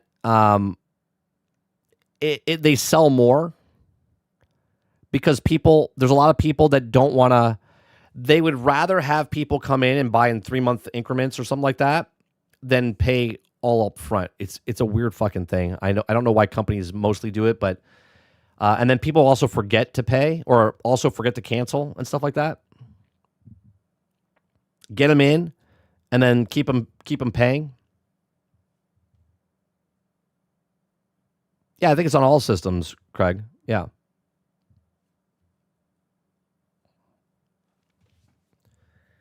What else is going on? Well, that looks like the biggest story now. Everyone and their mother's talking about it. AI dungeon maker Latitude unveils Voyage, a platform for creating AI-powered RPGs. We'll put that in the news stories segment. Talk about that maybe tomorrow. All right, where are we at? 12:30. I think that's it for me today. Nice little. We were going to talk about Crimson Desert story for Nonsensical and from PC Gamer, but I was like, you know what? That last story that came in with the ultimate price changing was a better one anyway. So, Krebsy says, this is a good question because offering only yearly would stop people from subbing only in December and then playing all of that the year's titles for what, $30? Yeah. I mean, time's time. Good luck to you. I mean, you could do it, I guess, right? That's any month, really. If I pay 1 month, this is why I say if you only get it once a quarter, right? You're only paying $120 a year and you're playing just as many games as you would play if you paid $360. Right? If I get it, I wait January, February, March. I get it in March. It goes through April, right? That's 1 month. So I paid for April. I get all the games that came out that were on the platform before and the new games that all came out, right? Then I wait. And then again, I wait May, June, July. I get it in August. I pay all the games that came out over the summer. Right? That's what it is. Hence why they always remove games and bring games back. So if you play one a quarter, you're saving yourself, 2/3. You're only paying $120 a year instead of $360.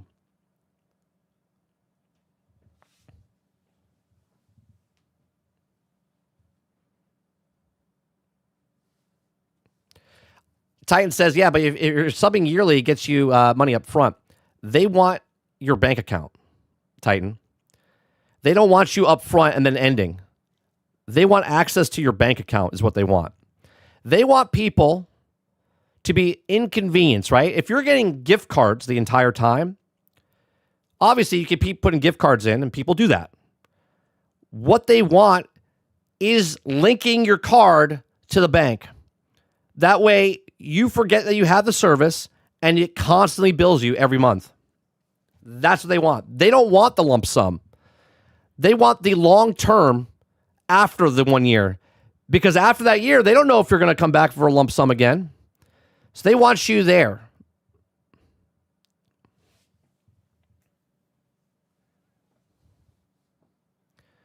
Poet says if they change the price halfway through the year, they know everyone pays the new price and it's not the old price. Right. Unless you get the gift cards. Those gift cards that you can get from stores right now.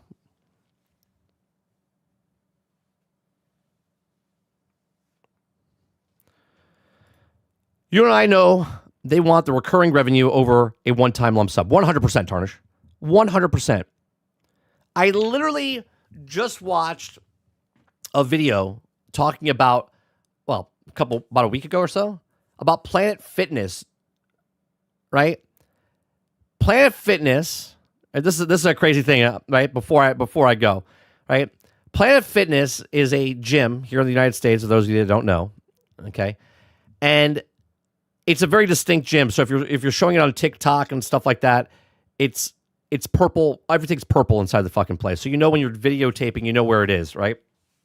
So one guy, a content creator, wanted to pay because his wife wanted to go, right?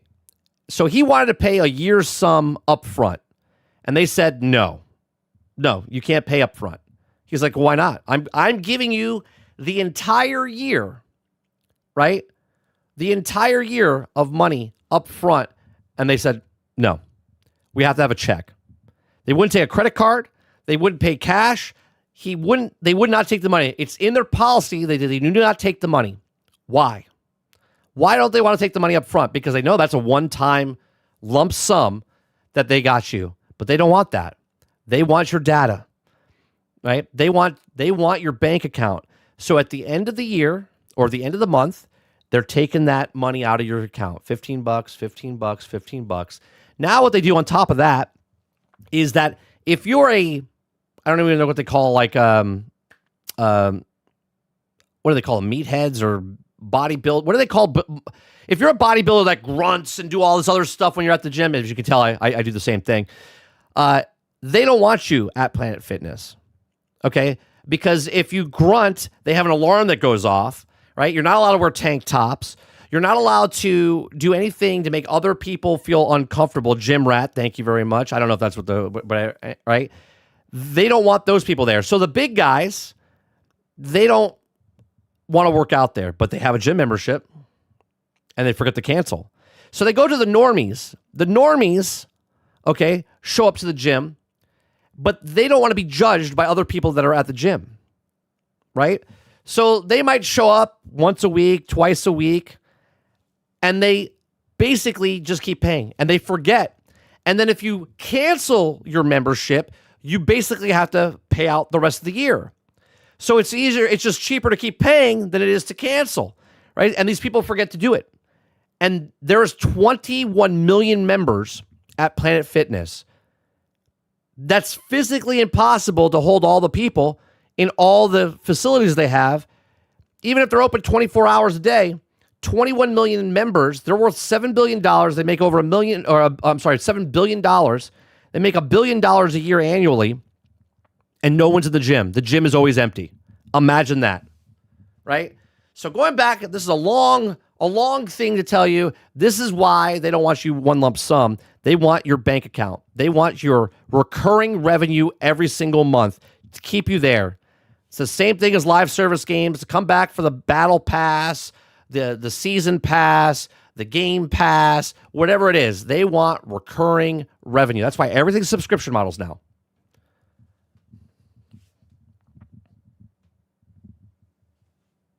I assume the alarm is more loud noises due to people potentially hurting themselves on the equipment. No, it's they want to make it annoying as possible to call you out so you feel embarrassed, and then you don't want to work out there anymore. Everything that Planet Fitness has done has made it so you don't want to be there. But you pay for it. It's amazing.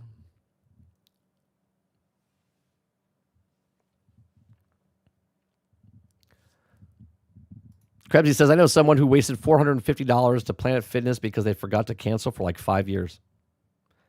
21 million people. 21 million people pay Planet Fitness, right? And they forget to cancel. Oh, and here's the best part. You ready for this? You can't cancel unless you're in person. And the only way you can do it that's not in person, so let's say I lived in a city, went to that Planet Fitness, and I want to cancel that, but now I live in Arizona. I got to fly back and cancel my membership in person, or I got to do it certified mail.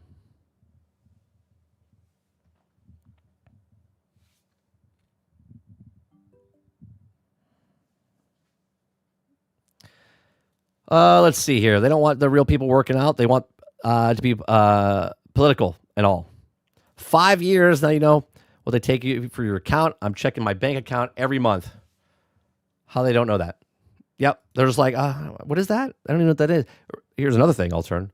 Some people do the thing that the name doesn't represent the thing over there. You don't even know what it is, like a code or whatever the fuck it is, but it means it's Planet Fitness or whatever.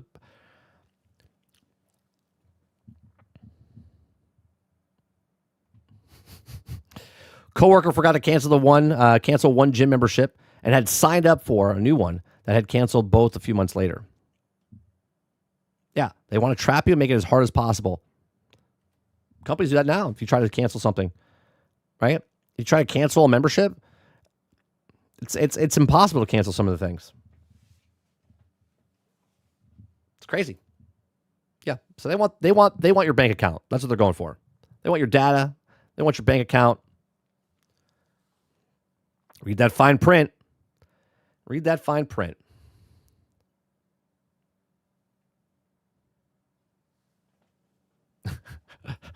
Insert Rocket Money ad here. Yeah, I'm not sponsored by Rocket Money.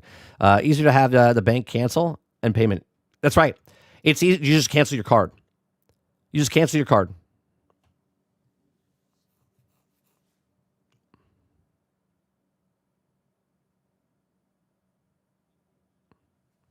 All right. That's going to do it for me today. I appreciate it very much. You guys, if you guys like what I do, we do this Monday through Thursday from 10 o'clock in the morning until noon Eastern. If you like it, hit that like button, hit that subscribe button. We just cover couple of news stories, bullshit our way through a couple of hours of the day, keep you guys entertained. Appreciate it very much. Hit that like button, and I'll see you guys in the next one. We'll be back tonight, 8 p.m. Eastern, and play some video games over on 30 and Still Gaming, and I'll see you guys later. Peace.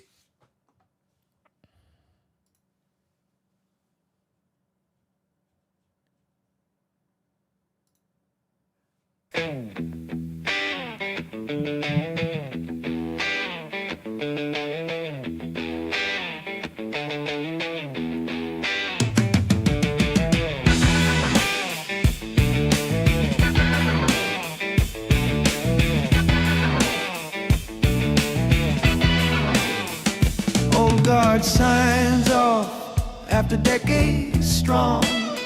Phil walked the road, tried to right what felt wrong. Built Game Pass Thunder, made the Xbox roar. But the winds of change knocked right on the door. Now Asher's here with a vision to cast, from Korea to the gaming mast. Says she'll listen, learn, and keep fans inside. Console first, keep hardware tight.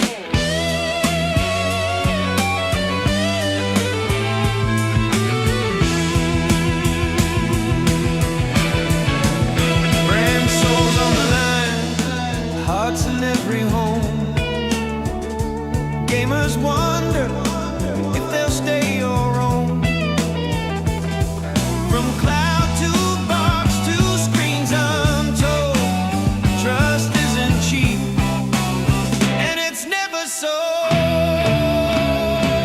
Shama said the plan's the plan until it's not the plan. Redraw the lines with a steady hand. Booty's fixing content, rebuilding the brand. Shama said the plan's the plan until it's not the plan. Green lights flash, but the path's unplanned. If the old way's been, you better understand. We still believe console in hand. Shama said the plan's the plan until it's not the plan. Matt's in the studio, fighting for art. Says there's a tool, not the beating heart. Games are people made, crafted with soul. That's the story, is pushing the message